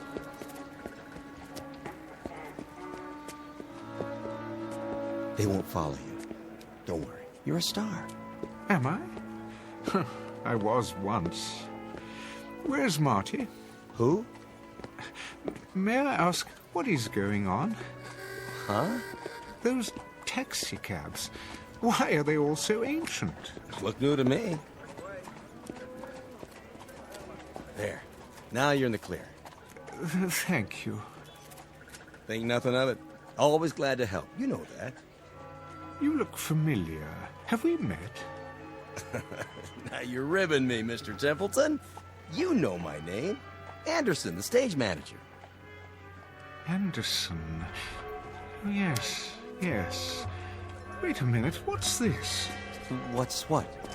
This billboard, how long has it been here? Oh, a few days, I guess. Since they started previews. What's the matter? Don't you like it? I do. But it's a collector's item. Will be, I guess, if you sign it. Hold on. Why is it on the side of the building? Savoy Theatre, Booth Templeton in The Great Seed, 1927's biggest hit. Yep. I never read reviews so good. You're going to get an award for this one. 1927? That's 35 years ago. Written and directed by Barney Pfluger. Barney? He sure is good, huh, Mr. Templeton? Another winner for both of you. What year is this? There you go again, pulling my leg. Most assuredly not. I have to know. All right. It's 1927. What else could it be? But that's not possible. Oh, I almost forgot. I got a message to deliver. A message? Yeah, your wife called. My wife? Yeah, on the backstage phone. I guess she's seen the play lots of times, huh? What's her name? You mean to tell me you got more than one wife? Her name, man. Why, it's Laura. Same as always. Isn't it? That's not very funny. No? Sounded like her. But Laura's dead. Well, if she is, she's the best-looking ghost I ever saw. No offense. Where's Laura? Where is she? But she said for you to meet her at your regular place. Where is that? For the love of God, man. Relax. It ain't far. That club, the private one. What? You know, Freddie Iachina's down the street. When? She's there now.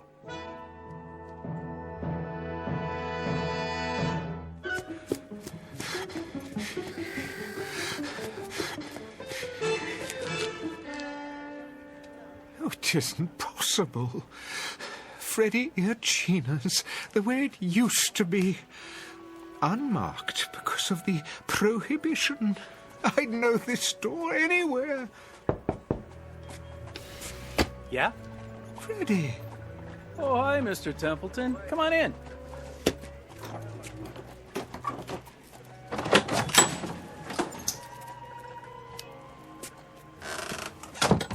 Freddie, it is you. What'd you expect? But I'd swear this is your old speakeasy.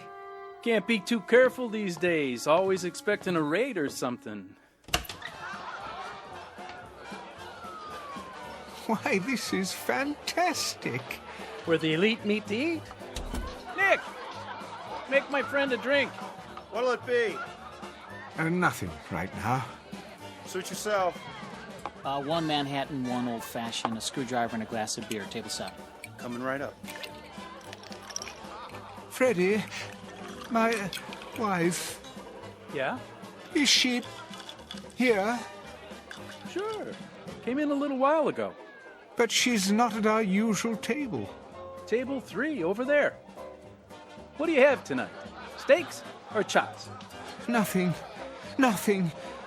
Freddie, we're not staying very long. If you change your mind, let me know. I will.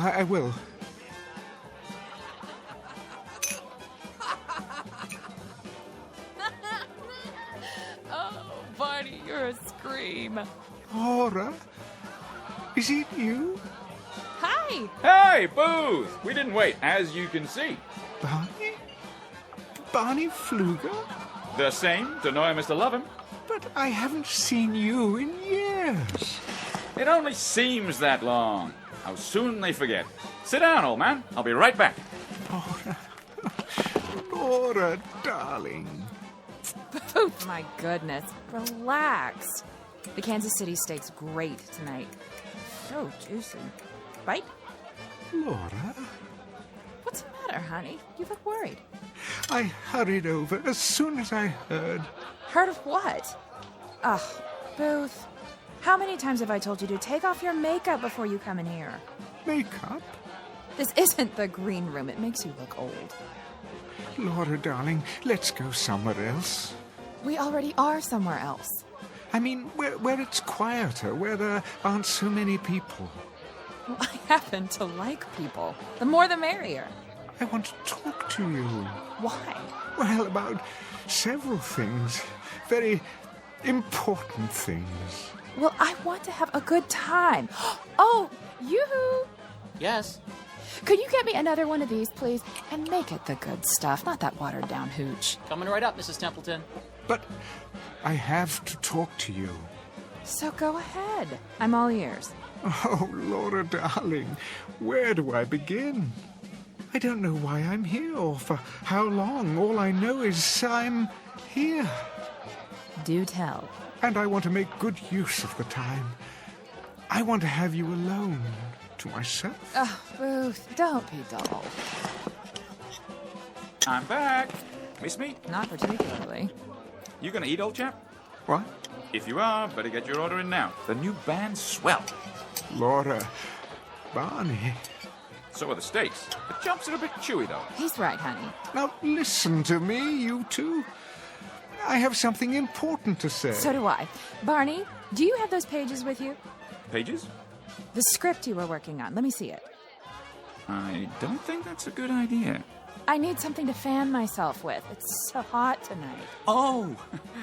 Yeah, it certainly is. Be my guest. Your drink. Thanks, Toots. Laura, we need to talk now, before anything else happens. What could happen, old boy? The police won't come in here. Hey, George! Bring me another. And one for the gentleman, too. Coming right up. I'd be glad to get into a cold tub. Laura, please, put that down. Give it here. Look at you, Booth. You're ridiculous. Will you tell me one thing? But that's what I'm trying to... Why on this glad green earth are you wearing an overcoat on a night like this? I mean, really. You look like Rudy Valley. I'm not so sure that it is a glad green earth. Oh, Laura, darling, Barney, I'm not so certain of this earth or anything else right now. Please, listen to me, won't you? Don't be such a wet blanket. Listen! Something's happened. Something very strange. Please, try to understand. This isn't makeup. I have grown older, darling. In another world for many, many lonely years. I've had only a memory of you to live on. You too, Barney. Why, you were my best friend. But both of you have been only memories for a long time. And now, tonight, or today, or whatever it is, wherever I am in space and time, I have you back again. You're alive. You didn't die. Life is going on here. It's as if you never died, either of you. You do understand, don't you? Oh, sure. Laura, do you understand? Come on, let's have a good time, huh? Laura, why are you so different? I don't remember you drinking like this. Well, that's the kind of hairpin I am, Booth. That's just the way it is. I mean, what did you expect? Yes, old chap. What did you expect? I don't know. But you were my love, Laura. Everywhere, at all times. Why, we couldn't walk down a street or sit in a restaurant without everyone knowing that we were in love. Are you finished? I don't like what you've become. Oh, really, Booth? He's having us on, that's it. Shut up. Shut up, both of you. You silly old fool of a man.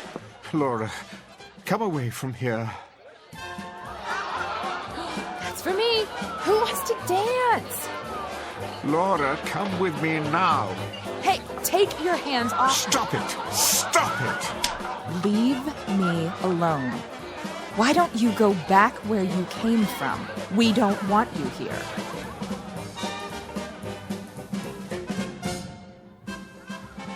Laura, you slapped me. Oh, leave me alone. See here, Booth. Let's not have a scene. Isn't anyone going to dance with me? How about you, Barney? Oh, no. I can't do the Charleston. You know that. Come on, you old stick in the mud. Let's cut a rug. Look at that girl dance. I say, Laura, you're a real flapper. Stop! Stop, I tell you! Something wrong here? Yes!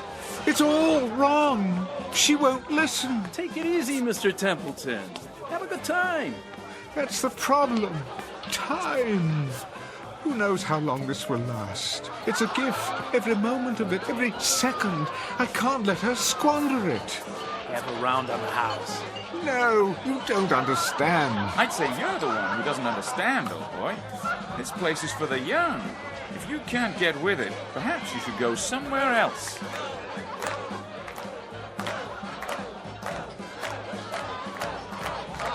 You're mad, all of you.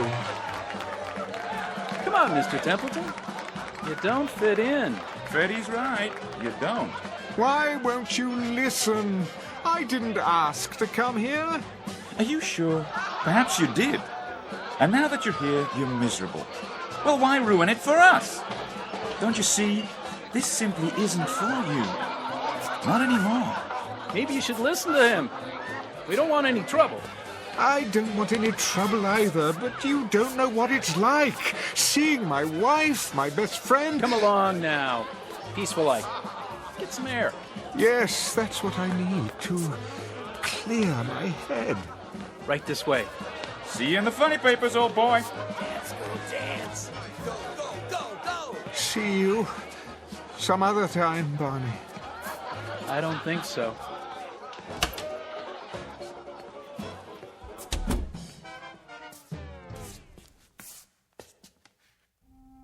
Oh, Barney. What have we done? What we had to do. I miss him. Me too. Do you think he knows? If not right away, then later. He'll figure it out. But when, Barney? It's for his own good. You love him, don't you? I do. Then try to remember that. Hold on to it. For his sake.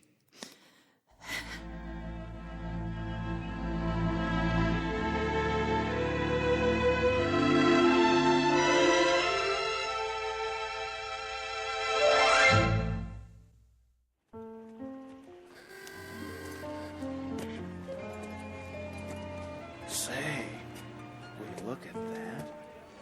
Is that him? Sure is. Mr. Templeton? What do you want? My wife's your biggest fan. We just saw the great seed. You were brilliant. Great show. I'm sorry, May I have your autograph? Not now, please. What are you? Stock up? All we want's an autograph. Very well, then. There. Now, I'm afraid I must be going. It's fantastic. The cars, the clothing, just as they were. The lights, the marquees. Find her all right, Mr. Templeton? What? Your wife. Oh, yes. Yes, Harvey. I suppose I should thank you. Where you headed now? I honestly don't know. Need a cab? Yes. No. I mean, my driver. Where has he gone? Your driver? His name is Marty. He said he'd wait for me in front. But that was hours ago. It was still daylight. I don't follow. Never mind. It's not possible for him to be there and here as well. I always hail you a cab. Most nights, at least. When you're not going over to Freddy's. Harvey, may I ask a favor of you? You bet. Just listen to me for a moment. Don't say anything. I want to confirm something. Shoot. Well, you see, I seem to be having a problem with my memory. It happens to the best of us. I'm serious. I honestly don't know what I'm doing here. The last thing I remember, I was in the theater, the Savoy. This is the Savoy, isn't it? Better be, or I'm working the wrong place. I was here this afternoon to begin rehearsals. For what? This one just opened. Going to run for months, if you ask me. a director named Willis, the boy wonder of Broadway. Never heard of him. The play was called The Angry Lovers. Yeah? What were they angry about? It doesn't matter. Well, that's where I beg to differ. My wife and me, we never go to bed mad. Do that and you drive yourself crazy. Whatever happened, that's that. The past is the past. Future lies ahead. You know what I mean? I think I see your point. Take it from me. Let sleeping dogs lie. Keep moving. Don't let the grass grow. Am I right or am I right? Quite right, I should say. Well, if you don't need me, I better go back inside. You sure you're okay? No, but I suppose that's okay too. It'll have to be. And take off your overcoat. What? It's too hot tonight. You'll get heat prostration. Oh, thank you, Harvey. I'll do that. Don't mention it. See you tomorrow, Mr. Templeton.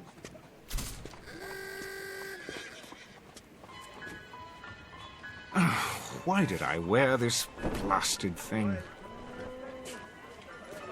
What was in the pocket?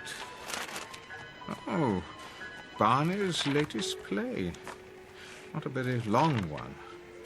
Looks like a rough draft. What in the... What to do when Booth comes back? Setting, table and speakeasy. Enter Booth as Laura throws back her head and laughs too shrilly. Laura. Oh, Barney, you're a scream. Booth? Laura, is it you? Barney. Hi, Booth. We didn't wait, as you can see. Booth? Barney? Barney Pfluger? Barney? The same. To know him is to love him. Sit down, old chap. I don't believe this. It is a script, but for what? Laura, why don't you go back where you came from? We don't want you here. They were acting the whole time. But why? For me? Yes. Yes, that's it. They wanted to tell me something, to leave them here, in the past, to go back to my own life and live it. That's what they wanted me to understand.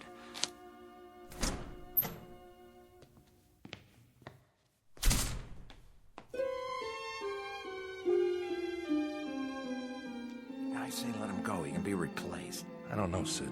He's a major star. He was. He's still a draw.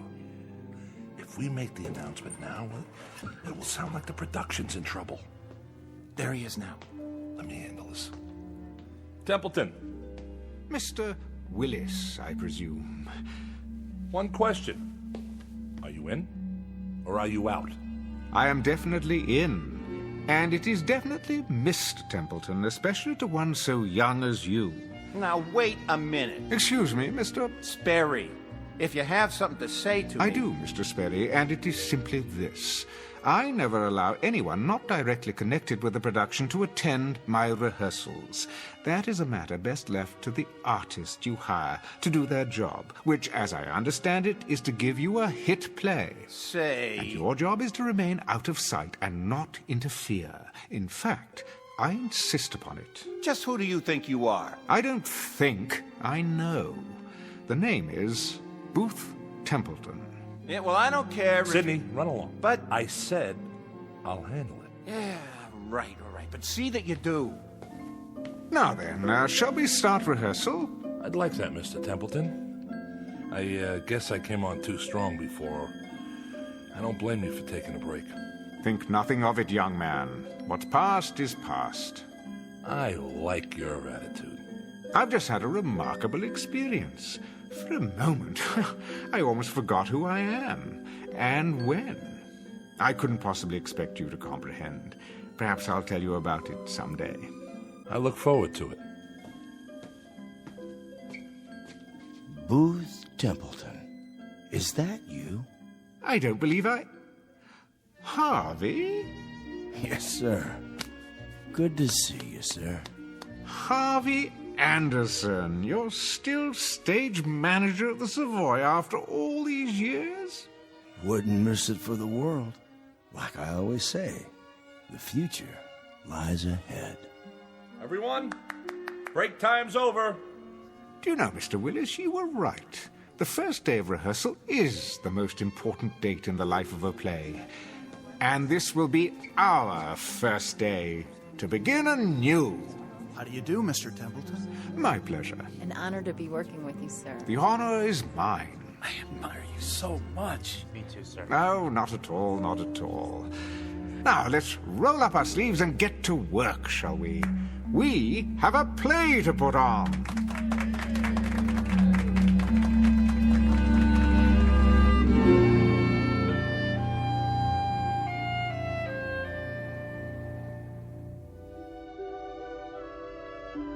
Mr. Booth Templeton, who shares with most human beings a hunger to recapture the distant past, moments that soften and blur with the years.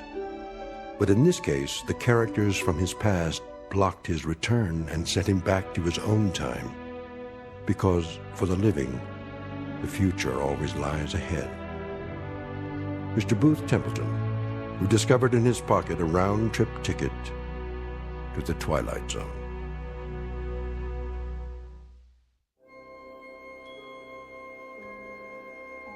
Hi, this is Carl Amari, producer of the Twilight Zone radio dramas. I'd like to take a moment to tell you about our official website at twilightzoneradio.com, where you'll get the latest news and information on these Twilight Zone radio dramas. Plus, at twilightzoneradio.com, you can digitally download 3 free episodes or any of our episodes for only $1.95 each. In this age of ever-changing technology, we've decided to make these episodes instantly available to you by making the Twilight Zone radio dramas a digital download-only series. This means that this series will no longer be offered on CD. The CD collections at our website are now being offered, while supplies last, at buy one, get one free. So be sure to get your favorites before they're sold out. Be sure to visit us often, and I'll see you in the zone.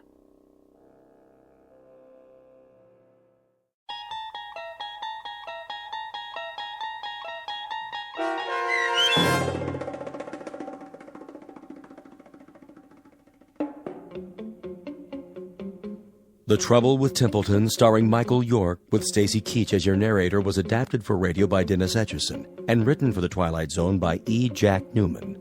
Heard in the cast were Mike Starr, Rebecca Spence, Nick Sandys, Frenette Lebo, Rick Arthur, David Darlow, Doug James, Tom McElroy, Roy Anderson, Tom Lally, Carl Amari, Linda Ryder, Terry Lopez, and Vince Amari.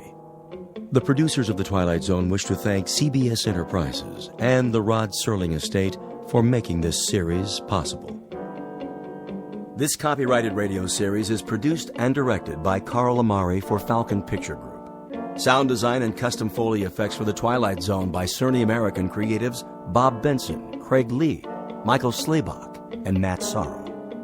To learn more about the Twilight Zone radio dramas and to contact us, visit our official website at twilightzoneradio.com. Doug James speaking.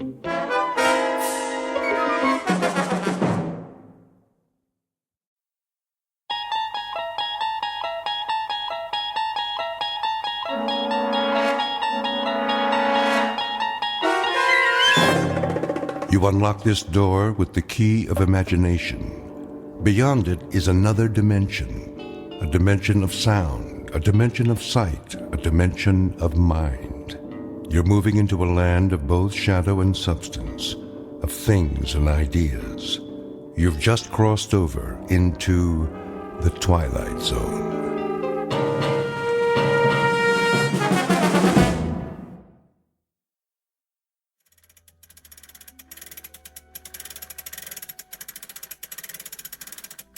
There. That should do it. Alex? In the living room, honey.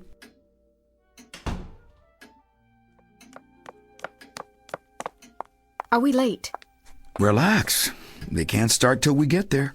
Is this dress all right? My favorite. I should have bought a new one, but I couldn't make up my mind. You look lovely. I borrowed this brooch from your mother's room. Do you think she'd mind? Of course not. Everything's yours now anyway. Let me see.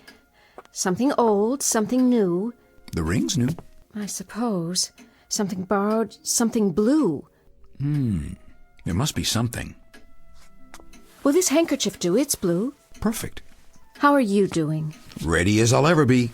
You look extremely handsome, Mr. Walker. Why, thank you, Mrs. Walker. Not yet.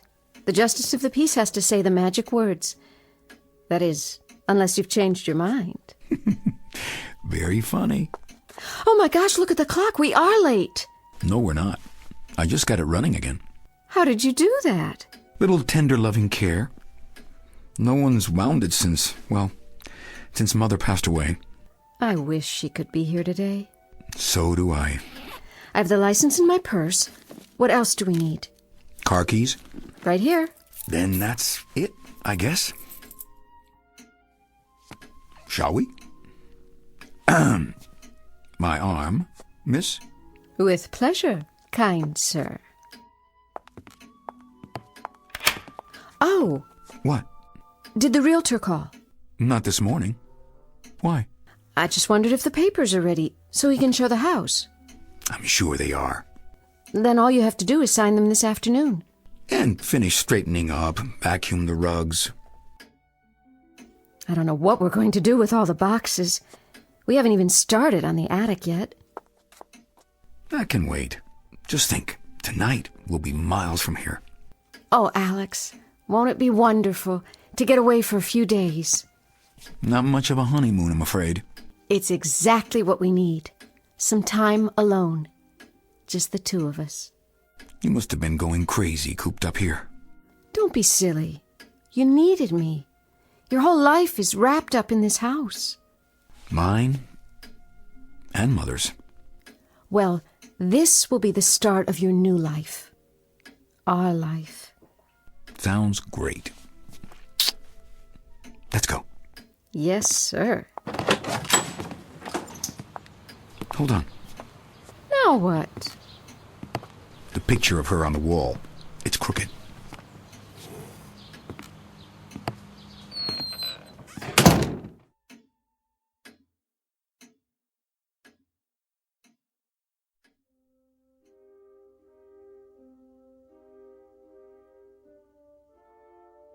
This is the house of the late Henrietta Walker.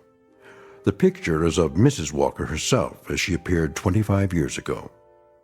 And the living room is, except for a few isolated objects, also exactly as it appeared then. The other rooms, upstairs and down, are much the same. The house is, you see, one that belongs almost entirely to the past. A house which, like Mrs. Walker's clock, has ceased to recognize the passage of time. Only one element is missing at the moment, one remaining item in the estate of the late Henrietta Walker. Her son, Alex. He is 34 years of age, and for a few minutes more, the so-called perennial bachelor.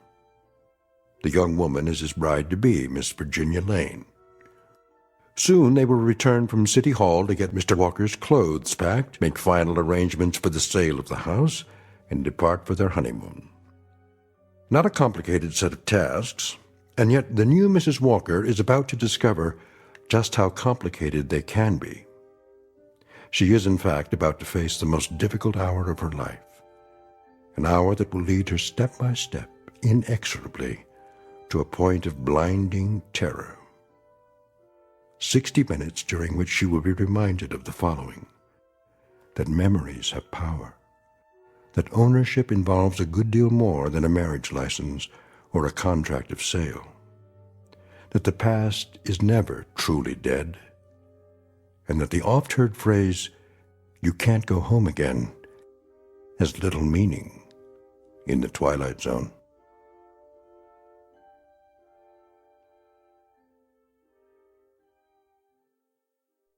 And now, The Twilight Zone, and our story, Young Man's Fancy, starring Tony Plana, with Stacy Keach as your narrator.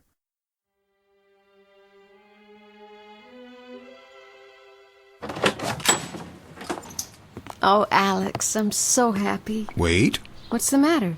Shouldn't I carry you over the threshold? Not of this house. Our own place, as soon as we get one. Right. After you then, Mrs. Walker. My pleasure, Mr. Walker. Well, here we are. For another hour at least. Feel any different? Like a new woman. An honest woman, at last. Worth the wait, I hope. More than worth it. Shall we get started? Dear, we should finish packing our suitcases. Yes, of course. Did you phone Mr. Wilkinson? What? The real estate man. Does he know when we'll be back? Oh. No, not yet. Hadn't you better call him now? You have those papers to sign, too. Remember?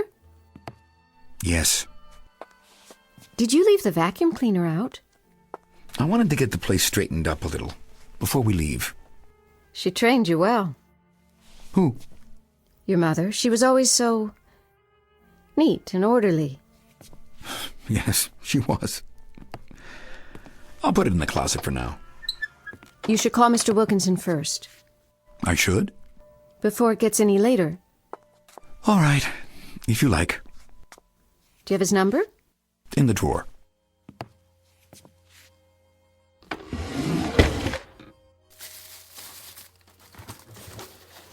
Is it there? I was sure. Check your pockets. Not in this suit. Maybe upstairs. Well, don't let that stop you. Get the number from information. Oh, right. Tell you what. You go upstairs and start to pack, and I'll call Mr. Wilkinson, okay? It's not your responsibility. No, but we're a team now. You'd better get used to it. I guess we are. We have been for a long time, or didn't you notice? Now it's official. Oh, Alex, darling, you look so lost. It's going to be all right, you'll see. I am so happy to be Mrs. Walker after all these years. I know. Aren't you? Absolutely. Go on upstairs and pack. I'll be up soon. Thanks. For what? For being so patient. I love you, you know. I love you too. Now go ahead.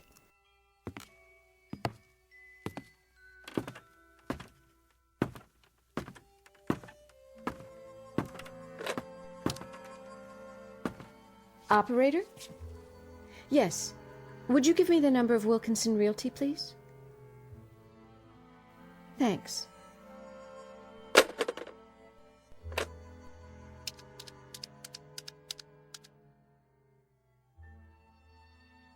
Mr. Wilkinson, Virginia Lane. Oh, I mean, Virginia Walker. Yes.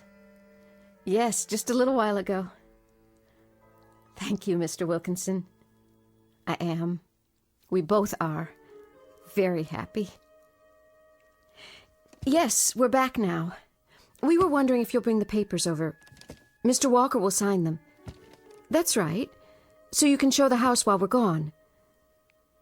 As soon as possible. We'll be leaving soon. Fine. We'll see you in a few minutes then. Goodbye. Virginia? Oh, Alex, you startled me. Sorry. I thought you were going upstairs. There's plenty of time. I wanted to ask you a question. Yes? What do you think we should take with us? Take... When we move? We don't need to decide that now, do we? The television set, I guess. It's only a few years old. And there are some things in the other rooms that... I thought we decided to discuss all that after the house is sold. Sold. That sounds so final. We really don't have a choice, do we? No, but I just thought maybe we should decide now.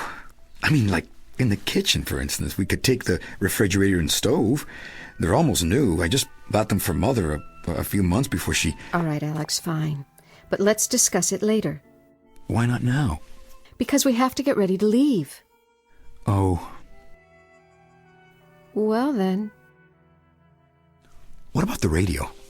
The radio? The big console. What about it? It's an old one, but we could have it fixed. These are collector's items now. Who collects old radios? Plenty of people. It was old when I was little. They don't even make parts for it, do they? You'd be surprised. The cabinet alone is worth something. Well, some antique dealer, I suppose. Maybe it still works. It could have come unplugged from the wall. I should check. Weighs a ton, I bet. Yes, Alex, it does. But you'll hurt your back. Look at all this laminated wood. The carving and staining, the work they put into it, the craft. And the big bands we used to hear. Duke Ellington, Tommy Dorsey. You're not that old. No, but there were stations that played rebroadcasts of the big bands. We used to sit in here all the time, listening to them. Mother's favorite was Guy Lombardo. Who? Isn't that something? What is? I just remembered. She used to be crazy about a record of his called Looky, Looky, Looky. Do you know that one? I don't believe I do. Looky, looky, looky, here comes Cookie, walking down the... Alex. Broken. I knew it was, but... But what? You can't imagine what it was like. Mother used to sit here, in this chair, looking at her movie magazines. She saved them all. Photoplay, motion picture. Funny I should remember that. She gave it up a long time ago. You must have been very small. I was. Sometimes she'd make us a pan of fudge and we sit in here, just the two of us. And... Alex. What? It's getting late. Is it? Please go up and pack now. Would you do that for me? We want to leave right after Mr. Wilkinson comes. Isn't that right, dear? Yes. Sorry. Otherwise it'll be so late in the day we'll never get there. That's true. I'll wait for you down here. Be careful. Of what? Of her things. I haven't put it all away yet. Don't worry. We'll work on it together when we get back. Some of it is very fragile. You know, maybe I can find someone to fix the grandfather clock too. Did you notice? It stopped again. We'll talk about it later, Alex. All right then. Later.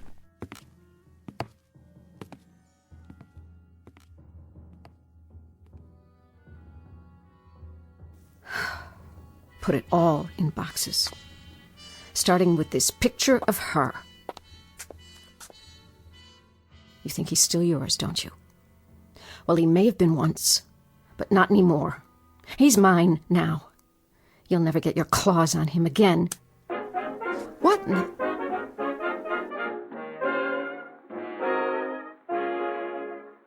And that was Looky, Looky, Looky, performed by Guy Lombardo and his orchestra on our program of vintage favorites from the big band years. Next up on our hit parade from 1930. How can this radio work? It's broken. No, where... Alex? Alex, what's going on up there?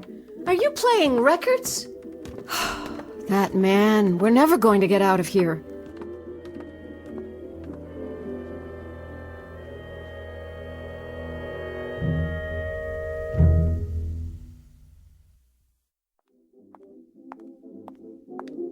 Alex? What are you doing? I found it. Found what? That Guy Lombardo record. It was in the stack of Mother's old 78s. I knew I was right. That's enough. We don't have time for this. Why are you sitting up here listening to records? This used to be my room.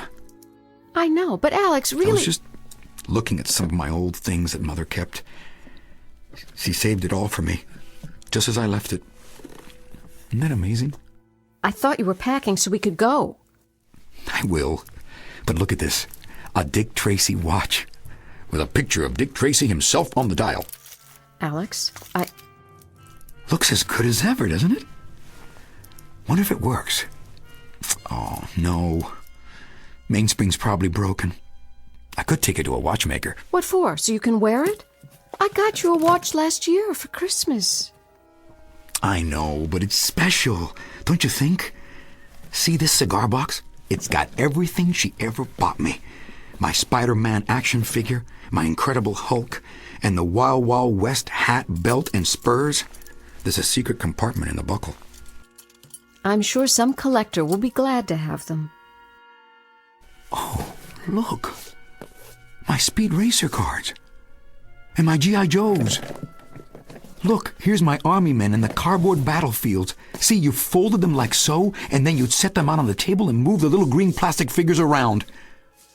Would you put them away now, please? Here's a picture of me when I was a boy, with my Batman outfit. See the utility belt? That was for my Batarang. I used to walk around the neighborhood all dressed up. Sometimes I'd wear my bat cape, too. Isn't that funny? The other kids laughed at me, but I didn't care. And these books, I read them all. The Hardy Boys and the Secret of the Cave, Bill Bolton and Hidden Danger, Tarzan and the Ant-Man, Tarzan and the Jewels of Opar, Jungle Tales of Tarzan, and my comic books. Alex, please. I wonder why Mother kept them. It's all as I left it, in the same order. Don't you know? Most mothers throw things out when their sons grow up, except for a few school papers, items that have sentimental value, but my mother saved it all, every little thing. Because she would have liked for you to stay exactly as you were when you first had them. Virginia? Oh, I'm sorry. I didn't mean that. Don't worry, I'm putting it away, all of it. Don't be angry with me. Alex. I'm not. I think you are. I think you resent having to clean out this house. You resent me for coming in here like an outsider, an intruder. I don't think anything of the kind. Don't you? Are you sure? You don't think I'm trying to come between you and your past? To steal you away? Because if you do, maybe we shouldn't have... Shouldn't have what? Nothing.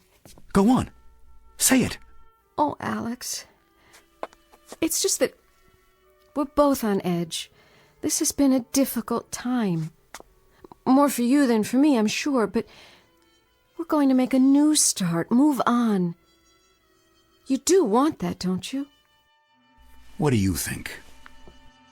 I don't know sometimes. I only want us to be happy.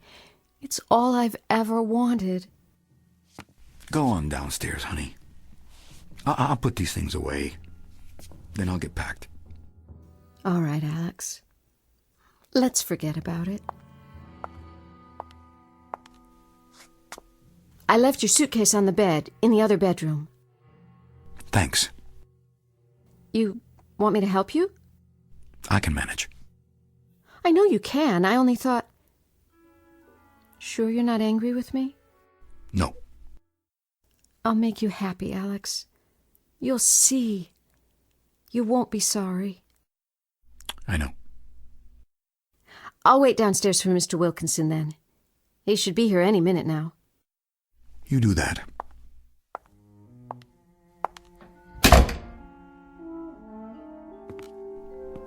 Oh, Mother. I don't want to sell the house. You believe me, don't you? I don't want to sell it. But what else can I do?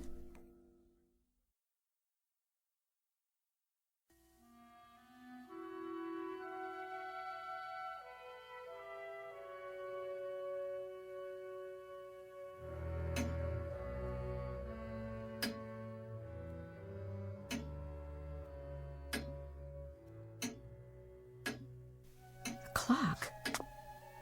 But no one touched it. Oh!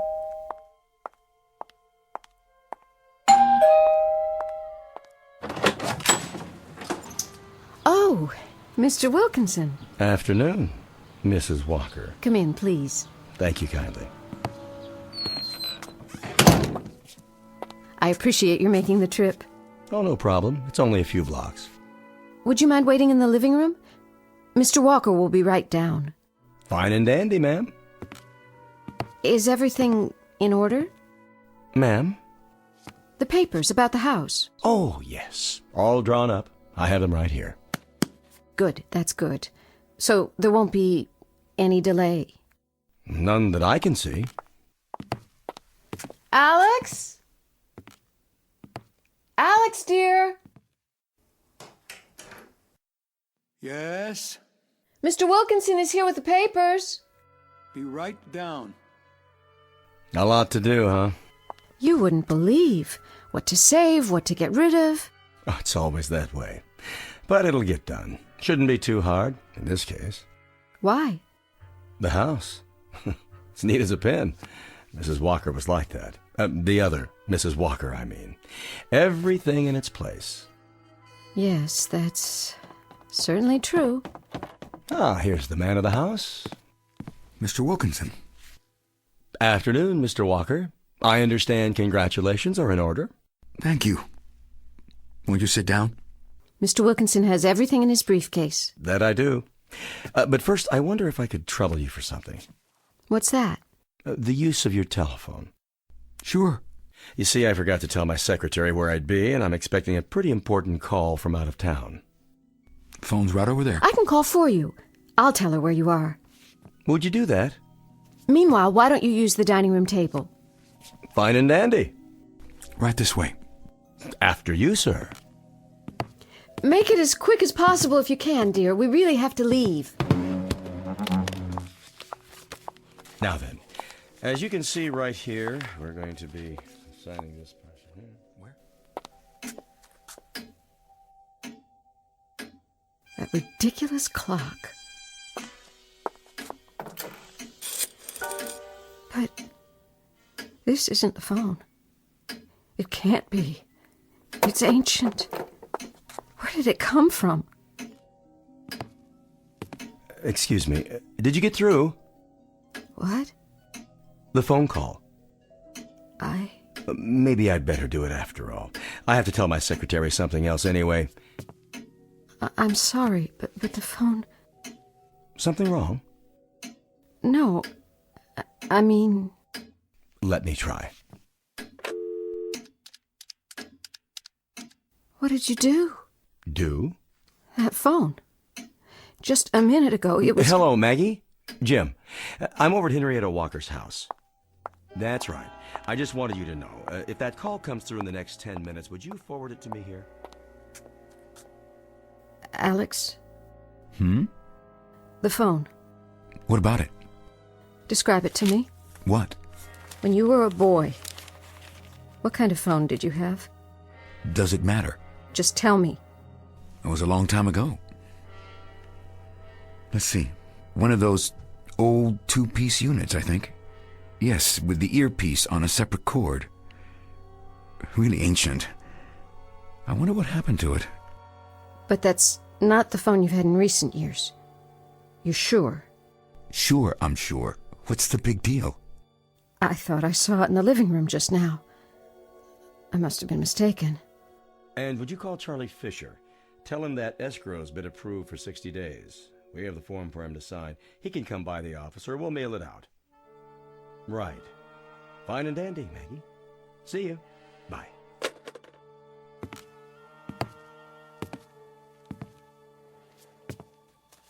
Here, Mr. Wilkinson. We're almost finished. Quite a place, isn't it? Quite a place. No, we shouldn't have any trouble at all selling it. Something you don't understand, Mr. Walker? Pardon? I see you haven't signed yet. If you have a question, that's why I'm here. Yes? I think I'd like to wait. How's that? until we get back. But, Alex... I want to think about it. Oh? Think about what? You decided that... No, not yet. I need more time. But you already... I said I want to think about it, Verge. If that's your preference, you have the right. I'm sorry to put you to all this trouble, Mr. Wilkinson. I'm not quite ready yet. I understand. Do you? My mother said never to rush into anything. Always think it through. Good advice. You're positive? I could line up a buyer right away, you know. Alex, please. I'm positive. Uh-huh. I'll get in touch with you on your return, then. Please. I think that would be better.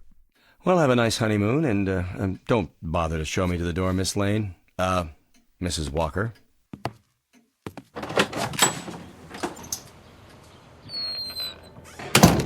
Alex, I don't understand what's happening. Shh. He's gone. You'll have to explain it to me because... Quiet. Listen. To what? The grandfather clock. It's running again.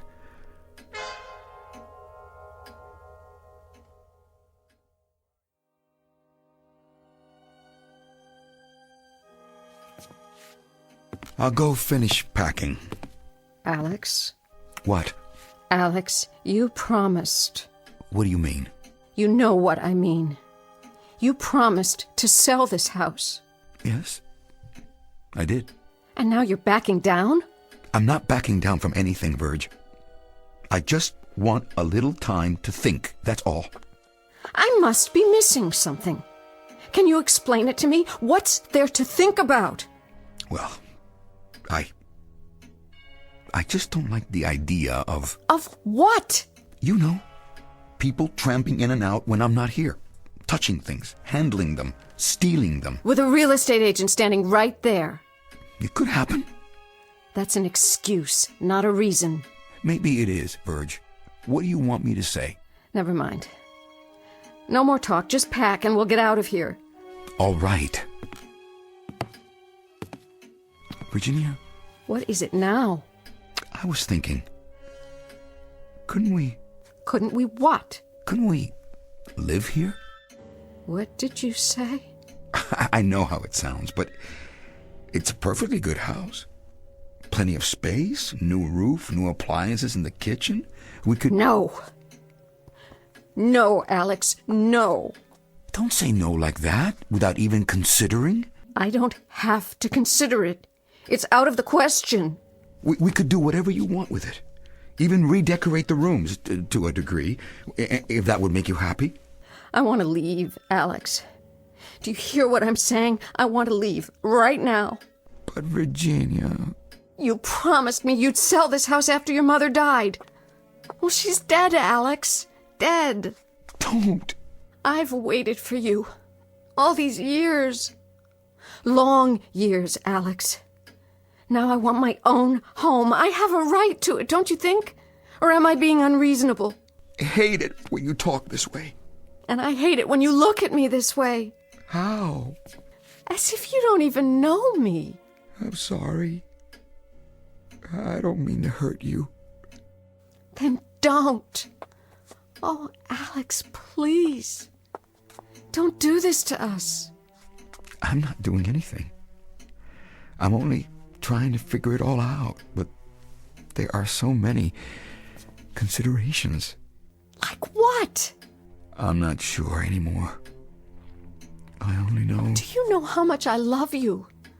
I want to take care of you, make a home for you. But our home, not hers. We've waited so long, darling. So very long. It wasn't my fault. I thought you understood. I do. Your mother was sick and you couldn't... She lost her health raising me, taking care of me in this house for more than 20 years. And now you feel guilty? My father deserted us when I was only 2 months old, Virg. 2 months old. And she had to make do as best she could for the both of us, and... All right, Alex, all right. Please, let's go before it's too late. Before something else can happen to... Like what?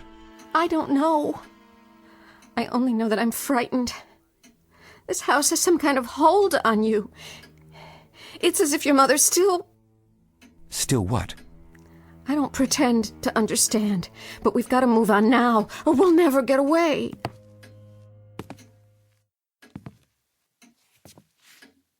Verge, Yes? I've made my decision.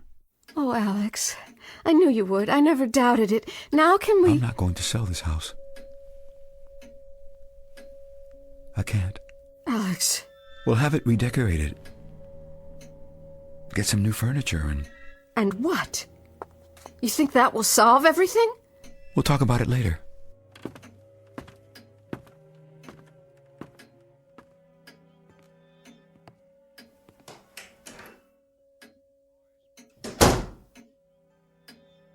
No, Alex.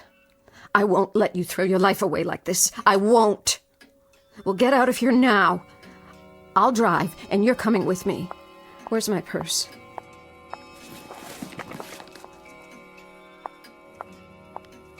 You. In the picture. Look at you, so high and mighty, watching everything that goes on in this house. Watching him. Well, you won't watch him anymore. I won't have it!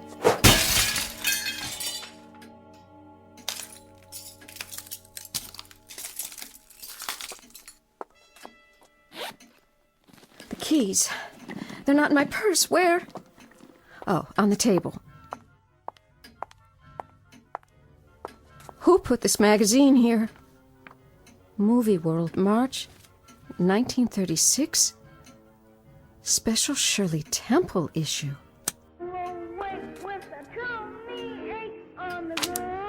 It's you, isn't it, Henrietta?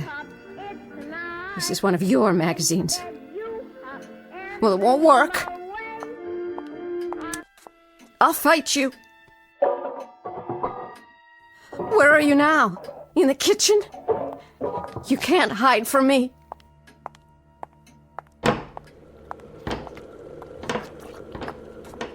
Where did this old stove come from? What are you cooking, fudge? Well, forget it. He doesn't need it anymore.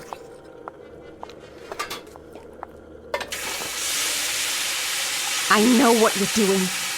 You're changing everything back to the way it was. That's what you want, isn't it? For time to go backwards, to stand still. Well, it'll take more than that, old woman. He's not a child anymore.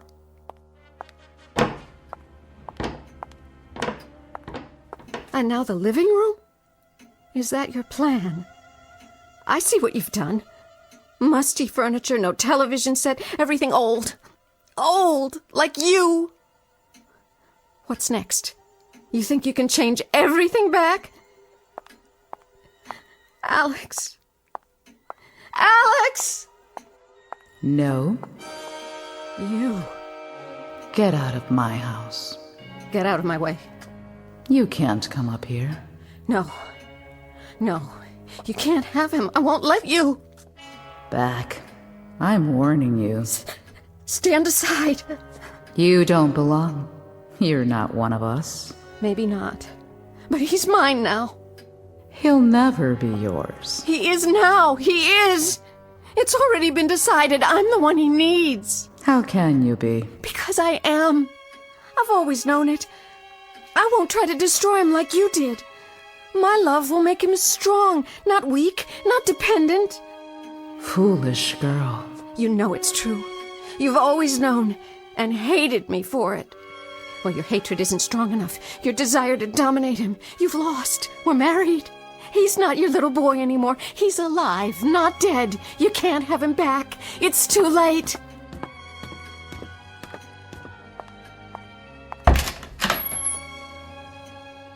Alex? What do you want? Alex. Mother, come back. Are you sure? Yes, Mother, I want you to. Alex! If that's your desire. It is. I'm never gonna leave you. I promise. Very well, son. Goodbye, lady. Alex! You can go now? Alex!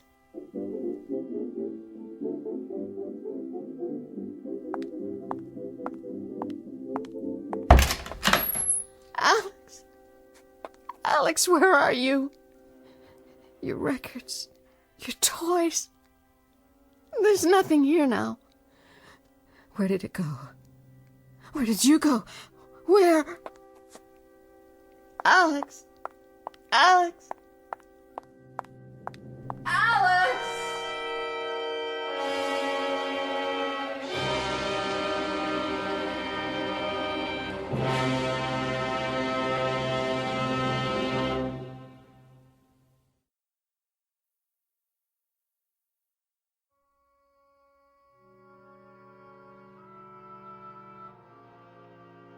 The contest is ended now. A contest fought not only in space, but in time. Mr. Alex Walker is gone, no longer in this house as it exists today. He has returned, in flesh and in mind, to that period of his life from which, emotionally, he had never really departed. Mrs. Henrietta Walker has also gone back to that same era, forced to return there by a little boy whose will to remain forever a child is so powerful that time itself fell prey to it. As for the short-lived Virginia Walker, now once again Miss Virginia Lane, she finds herself in an empty house, excluded and alone, the victim of a tragic warp in mind and time, as recorded in the Twilight Zone.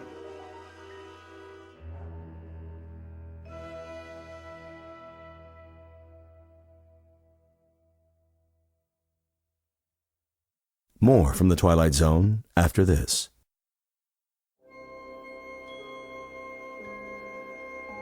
Hi, this is Carl Amari, producer of the Twilight Zone radio dramas. I'd like to take a moment to tell you about our official website at twilightzoneradio.com, where you'll get the latest news and information on these Twilight Zone radio dramas. Plus, at twilightzoneradio.com, you can digitally download 3 free episodes or any of our episodes for only $1.95 each. In this age of ever-changing technology, we've decided to make these episodes instantly available to you by making the Twilight Zone radio dramas a digital download-only series. This means that this series will no longer be offered on CD. The CD collections at our website are now being offered, while supplies last, at buy one, get one free. So be sure to get your favorites before they're sold out. Be sure to visit us often, and I'll see you in the zone.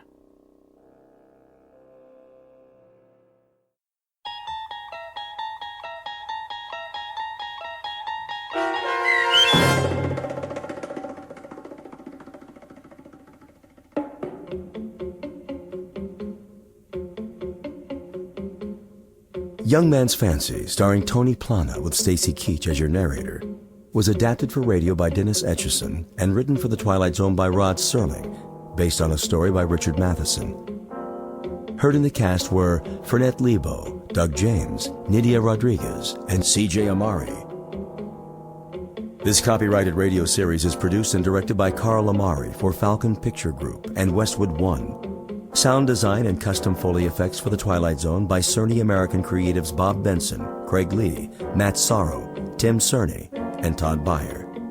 To learn more about The Twilight Zone radio dramas and to contact us, visit our official website at twilightzoneradio.com. Doug James speaking.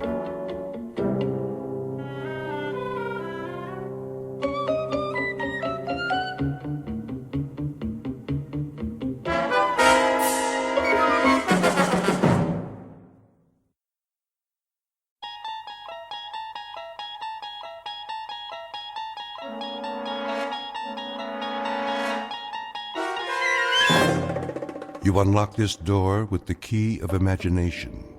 Beyond it is another dimension, a dimension of sound, a dimension of sight, a dimension of mind. You're moving into a land of both shadow and substance, of things and ideas. You've just crossed over into the Twilight Zone.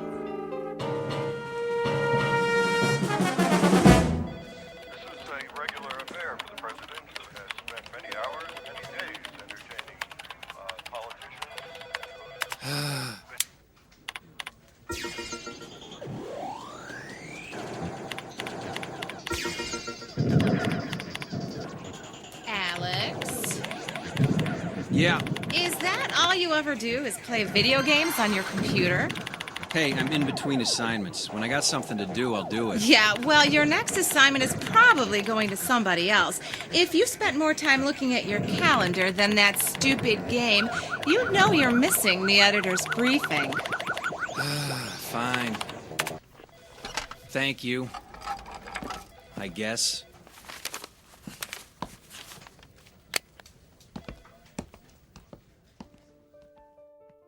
Yeah, I know politicians. Politicians never point fingers at voters. If anything goes wrong, it's either their opponent's fault or sunspots.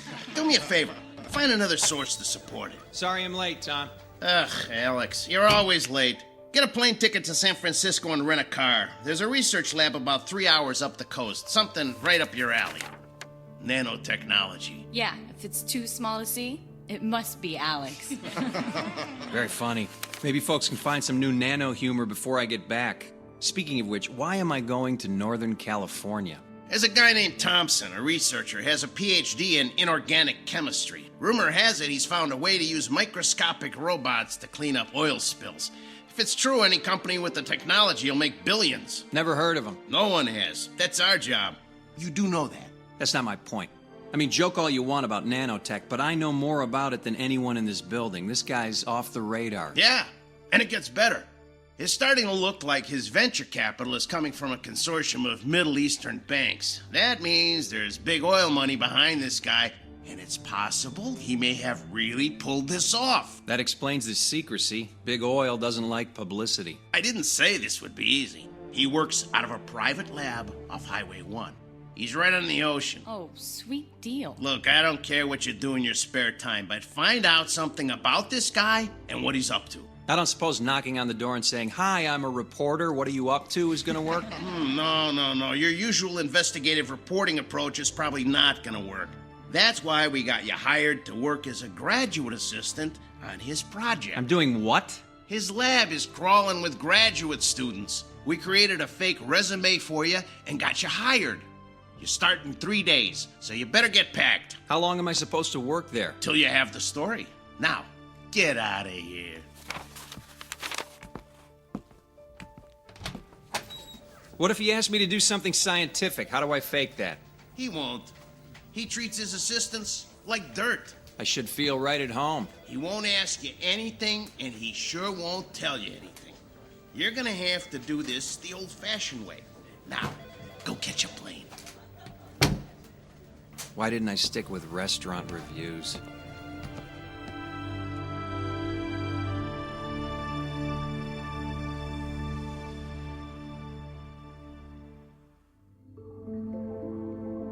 Meet Alex Harrington, a hack reporter with little talent whose career is defined by things as small as his ability. He's a man in search of the big story, and he's about to find it under the microscope that always shows the truth. A truth that can only be found between a shoreline of dreams and that deep blue ocean of fate known as the Twilight Zone. And now, The Twilight Zone, and our story, The Nanobots, starring David Pasquesi, with Stacy Keach as your narrator.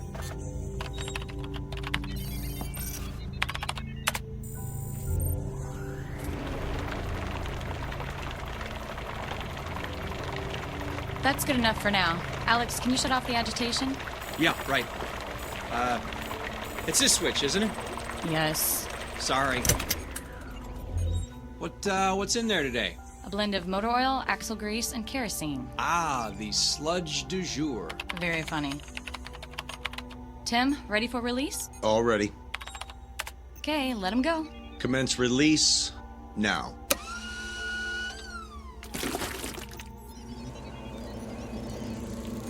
Why do they make that sound? We don't know. They just do. It usually starts after they start eating. And what exactly are they eating? We're not real sure, but if it's got petroleum in it, they eat it.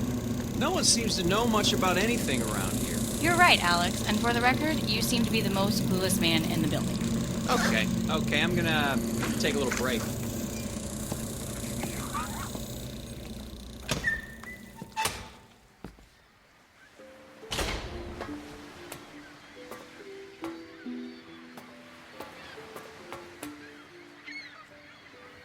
Beautiful view, isn't it? Oh, sorry, I didn't see you coming.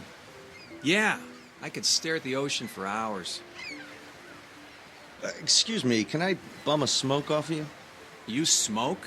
I wouldn't have expected that. I thought all of you environmentalists were against things like cigarettes. Yeah, well, don't tell anybody.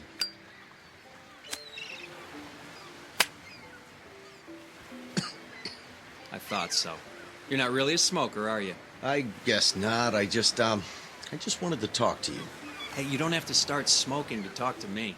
You don't seem to be real happy here at the lab? Hey, with the exception of this little balcony where I can steal a smoke, well, there's not a lot going on around here. I like it up here, too. You know, this used to be a naval observatory. It was built in the 30s. Oceanographers used to come up here and study wave action, riptides, and current. And now it's the designated smoking area. Actually, smoking isn't allowed anywhere on the property. Ha! Welcome to California.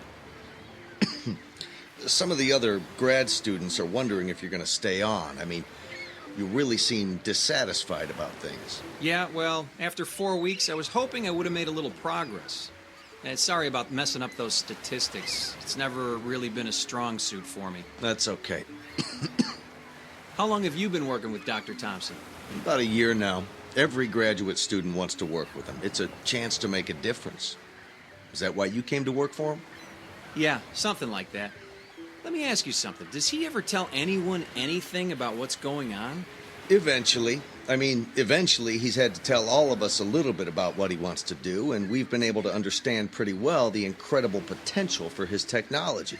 All we knew coming in was that he was working on a revolutionary new way to save the environment. And that was good enough for you to sign on? Hey, graduate students rarely get any information about their assistantships. Did they tell you something more? No, I guess not. In fact, I know less than you do. Can you fill me in? Look, I'll tell you everything I know on one condition. I'm listening. Well, it's why I wanted to talk to you. Do you want to join us? Hey, in case you haven't noticed, I joined you a month ago. That's not what I mean.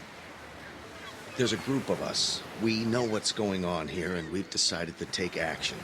So you want to blow the lid off this operation? What are you talking about? All right, maybe I should slow down. What kind of action are you looking for? Okay. Maybe you should lose the cigarette. Right. I'll just hold it. Look, Dr. Thompson's a specialist in something called nanotechnology. It's small, microscopic robots that perform certain functions on a molecular level. Believe me, I'm familiar with it. Sorry, of course. That's why we're all here. Anyway, he's successfully developed microscopic robots that will consume oil in the ocean from oil spills. That much I figured out. You got any idea how they work? Yeah, I've seen them in action. They look like tiny metal spiders with a tube that extends from the center of their body. Creepy in an elegant sort of way. They're powered by the hydrogen and oxygen in water, and they attack petroleum-based materials and transform them into inert, harmless carbon dust. Then they feed on the carbon to reproduce themselves. Every nanobot reproduces itself by a factor of 2, and then those two move on to repeat the process. Yikes, that means they reproduce exponentially. Yeah, toss a handful of them on an oil spill, and in no time there are billions of them cleaning it up. So what action exactly are you and your group going to take? Dr. Thompson keeps delaying the project. Instead of applying for federal approval and implementation, he wants to shorten the lifetime of the bots. He wants to limit their functionality to a few hours, but he won't tell us why. So he's trying to dumb them down. Doesn't sound all that profitable. Actually, it's quite the opposite. He keeps saying it's not about profit, but we've figured it out. He's backed by some shady characters. We've seen them at the lab a few times. We think they're connected to oil companies, and it's all about the money. Who exactly is we? I can't say, other than it's a small group of us. We've been working together for a while, and we don't like what we see. So you sit around, have a few beers, and diss the doc? That could affect your grade. It's not about graduate school anymore. It's about justice. It's about the crime of big business. They make money polluting the oceans, and now they're going to make money cleaning it up. Typical big business, big government, big corporations. If Dr. Thompson can make the bots only last a few hours, they could corner the market and maintain exclusive access to the technology and total control. But if the nanobots were allowed to reproduce without limit, well, then it would be a sustainable resource that no one could really own or control. Well, you know, there is something to be said for return on investment. It's not like all this equipment, buildings, and staff are free. This isn't about money. This is about saving the oceans. I don't know how to tell you this, kid, but there's a lot more wrong with this planet than just oil spills. Yeah, but this is not just about oil spills. His nanobots don't just consume petroleum, but petroleum byproducts. What did you just do? I flicked my cigarette off the cliff. Hey, don't worry about a fire. That's the ocean down there. That's just the point. That's the ocean. You're no different than the rest of them. Do you realize the importance of that current down there? A current that comes down from the Sea of Japan, it circles the entire Pacific Ocean, and it's formed an eddy between Hawaii and the west coast of North America. You get worked up pretty easy, don't you? Hey, calm down. It's just a cigarette butt, and that's a big ocean. A big ocean with a big current that's going to take the petroleum-based fiber in your cigarette filter to a large and growing continent of garbage at the center of that eddy in the Pacific. You know, I heard about that. A magazine did a piece on it. Miles and miles wide and 300 meters deep, an island of garbage. A floating raft of plastic bottles, old fishing nets, thick slicks of oil, and probably more than a few of your cigarette butts. So one more is not gonna hurt, right? No. In fact, look, I'll flick the cigarette out there too. That's not gonna hurt either. Not today, not anymore, not after what's gonna happen in the next few hours. Why is it I don't like the sound of that? You will. In fact, it'll make you wish you had joined us. What exactly did you want me to join? Right now, there's a group headed for that garbage continent. They took the lab's research boat in the middle of the night, and they're less than half a day away from Garbage Island. Just a few hours away from a new world, a clean ocean, and a solution that won't be controlled by robber barons and oil men. What did you do? The nanobots are about to have their first meal.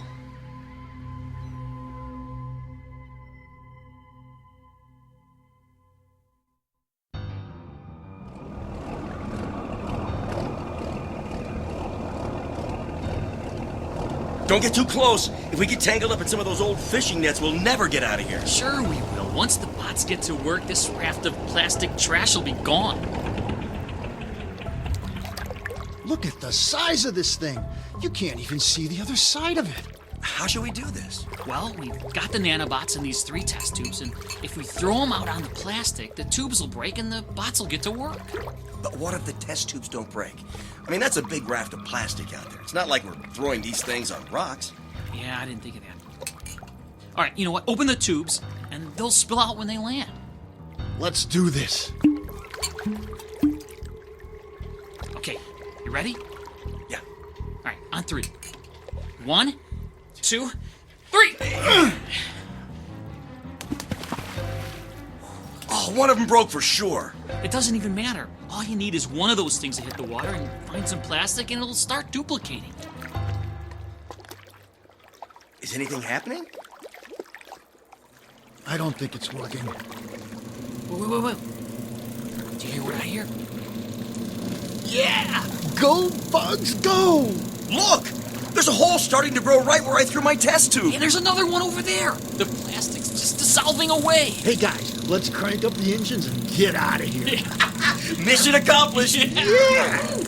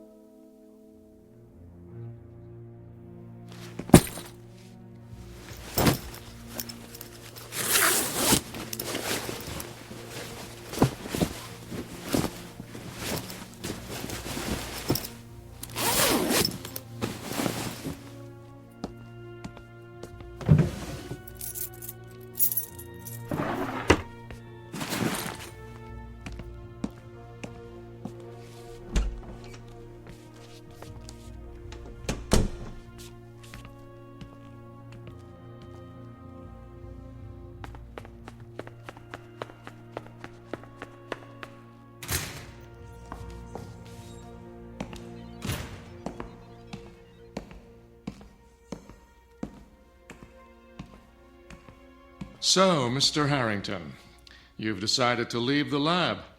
It's not going to look good on your resume, you know? You know, Dr. Thompson, this is going to do more for my resume than you could imagine. You see, I'm not a graduate student. That comes as no surprise. I always thought you were a little old for this position. Besides, your performance here has been miserable. So, what are you? A government mole? Someone from the Pentagon sent to spy on my progress? Actually, I'm a reporter. A reporter? How quaint. I'll have you arrested. You falsified your application. You faked your credentials. You signed a security agreement. You lied and you just admitted it. You don't know who you're dealing with here. If the answer is big oil and your group of Middle Eastern venture capitalists, I'm all over it. Sir, you are a moron. You have no idea what's happening here. That makes both of us. You see, there's something you should know. Something I found out about your lab and the activities of some of your graduate students. Doc, what you're doing here is quite dangerous, if not reckless. What I'm doing here is strictly controlled, and it's nothing more than developing microscopic, mindless little machines. Machines with a voracious appetite for petroleum-based products. A thimbleful of my nanobots could have cleaned up the oil spill from the Exxon Valdez in a matter of hours. What I'm doing here will protect us from danger, not create it. So what's the catch? I mean, if this is such a miracle invention, how come you're trying so hard to shorten their life cycle? Would that level of control make them more profitable for you and your investors, Herr Doctor? Mr. Harrington, before I have you arrested, I'll let you in on a little secret. Control of these nanobots is not about financial gain. It's about responsibility and the danger this kind of technology could represent. It's the indiscriminate nature of the little beasts. They'll do a great job on an oil slick, but once that's gone, they could turn their attention elsewhere, such as the fuel tanks of a ship. Wait a minute, they can't tell the difference? How could they? They're microscopic oil-eating insect machines. You want them to have a brain as well? Maybe in 30 to 50 years, but we're just beginning here. I think you got a problem, Doc. Oh, I know. But in a few years, I think we'll be able to shorten the life of the bots so they only live for a few hours. That way, we clear the area and cut them loose. When they finish the job, they die. The control will be built in. Control that everyone can manage. That's what this is all about. The nanobots you developed and are testing right now, how long does this current batch live? Potentially forever. That's my biggest problem right now. I wouldn't be so sure. Do your graduate students know about this? Some do, some don't. I only tell them what they need to know. You see, Mr. Harrington, this is a Pentagon project. This is about national security, not big oil. My assistants only know what they need to know. Anything beyond that is top secret. And you are about to be placed under arrest. Well, secret or no, I want some answers. Of which you will get none. Now, if you'll excuse me, Mr. Harrington, I'm going to call security. Okay, you do that. But there's one question you're going to have to answer whether you like it or not. And the question is? If I told you some of your graduate students are on a boat and about to release your oil-eating nanobots into the Pacific Ocean, what would your response be?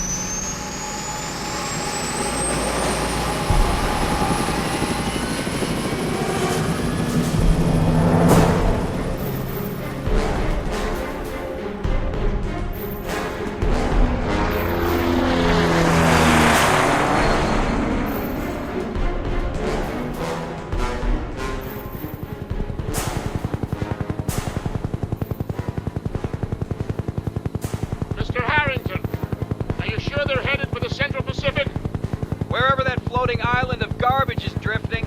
That's where Tim said they were going. The Navy has dispatched a destroyer. I'm afraid they may blow the boat out of the water unless we reach them first. What exactly do you plan to do? Tell them the truth. Tell them what they don't understand or appreciate. And if they don't listen to you? It's our only hope. If the boat is blown up, the nanobots will not be affected. The Navy won't listen. This is our only chance to stop them.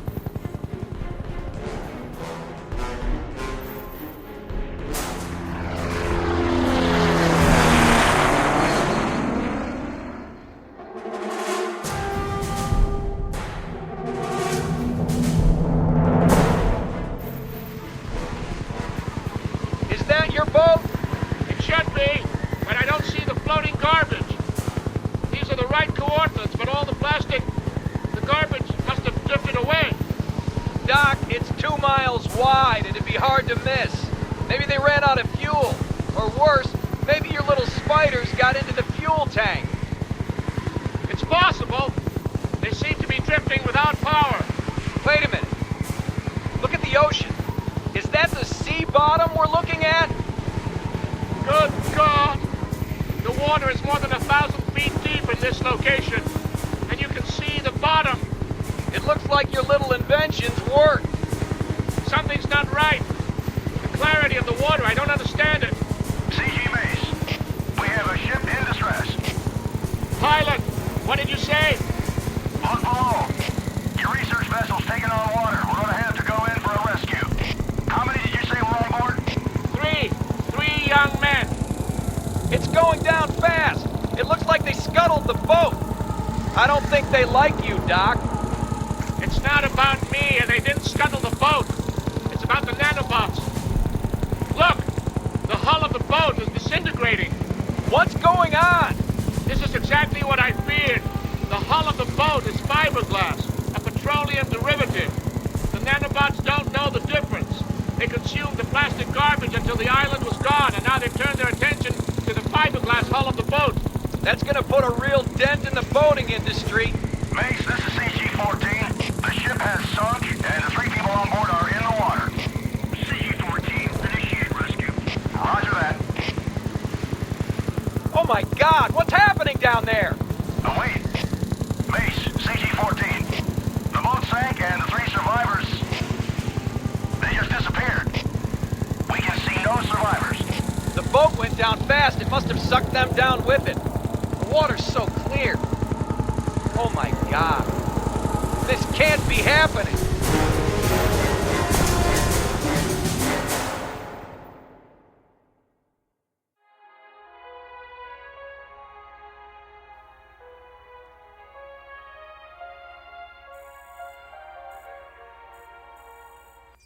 We interrupt this broadcast to bring you a special report.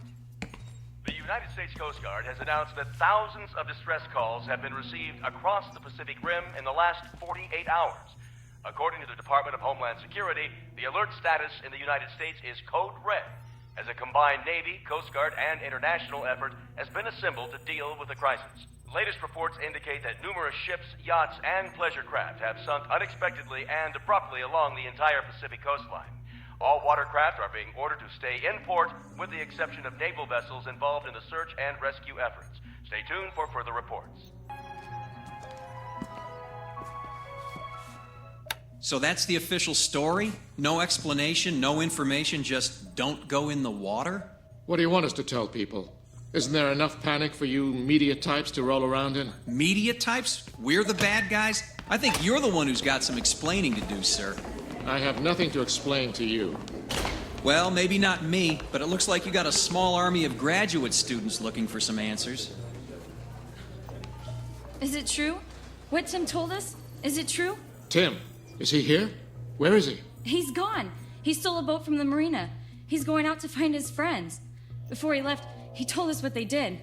Is that what the news reports are all about? Is that why the lab is surrounded by military police? Military police have surrounded the lab? What's going on here? No one can leave this facility. There are additional researchers en route. We're all going back to work. Work without sleep until we can find a way to stop the nanobots. Until then, we're locked down. You're not including me in this little party, are you? Especially you. We'll accomplish nothing with the additional chaos you'll create. What about Tim? He took off in a fiberglass cigarette boat. Ha! Good man. He doesn't smoke, but he found his cigarette. Mary, Tim is dead. The boat he's traveling in will no doubt encounter a great tide of nanobots, and he too will sink into the deep. Justice, if you ask me. He's the ringleader who caused all of these problems. So, on that happy note, I'm going up to your observation deck to have a smoke. Unless you have a problem with that, Dr. Thompson? Smoke yourself to death. The sooner the better. Will do. And as for all of you, Godspeed and good luck. We'll divide into teams. No one works alone. Progress will be reported on an hourly basis.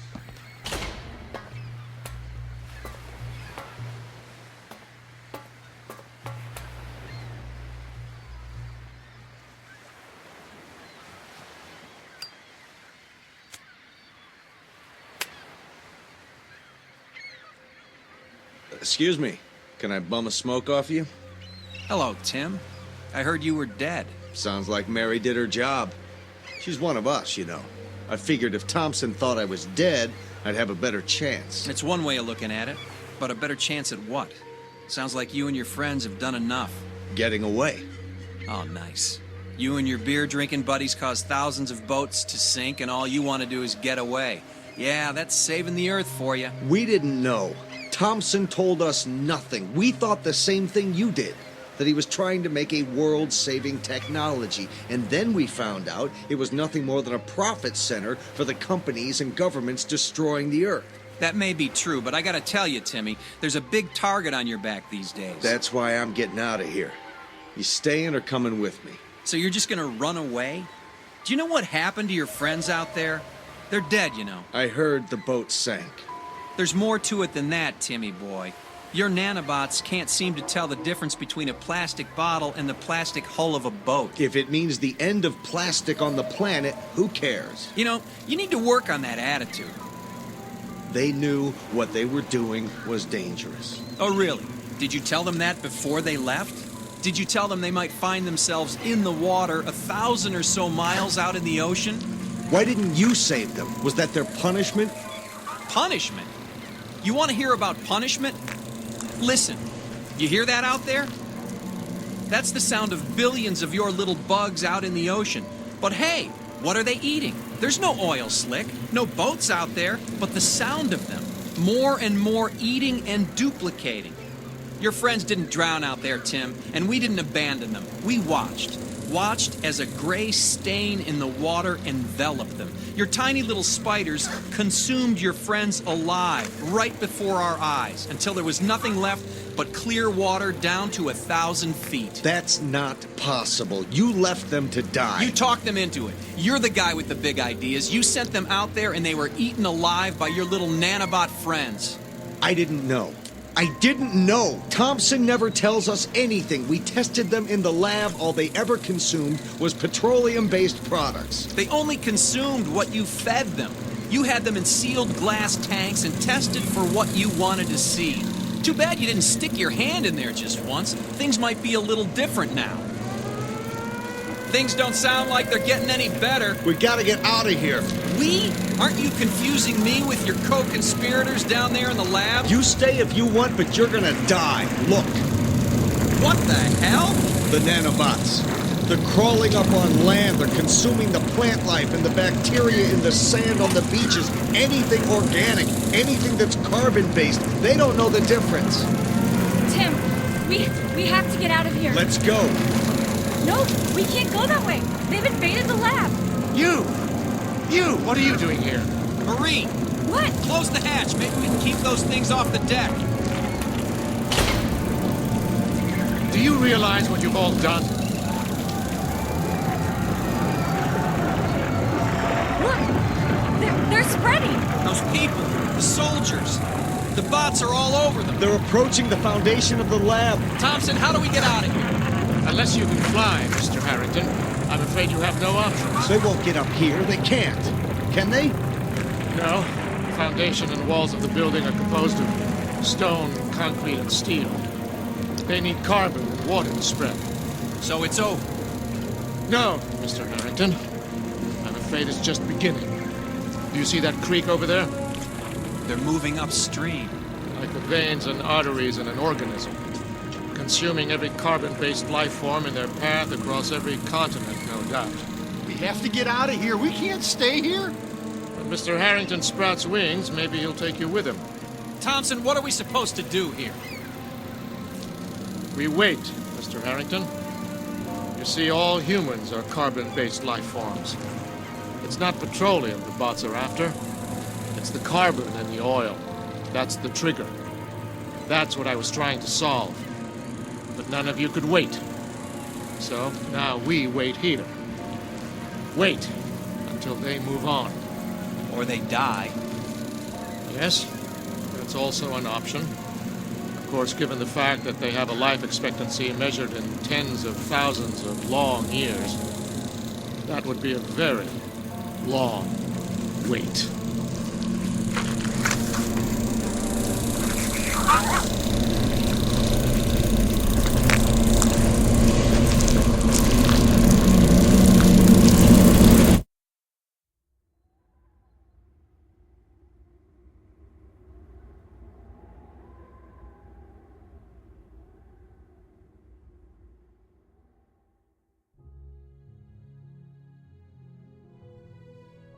The planet must be saved, and a small group has found the answer. An answer that has left them all with one simple question to ponder. Will we find solutions to our problems, or create greater problems with our solutions? No one can tell except for a desperate collection of people standing alone in that land of unintended consequences, known as the Twilight Zone.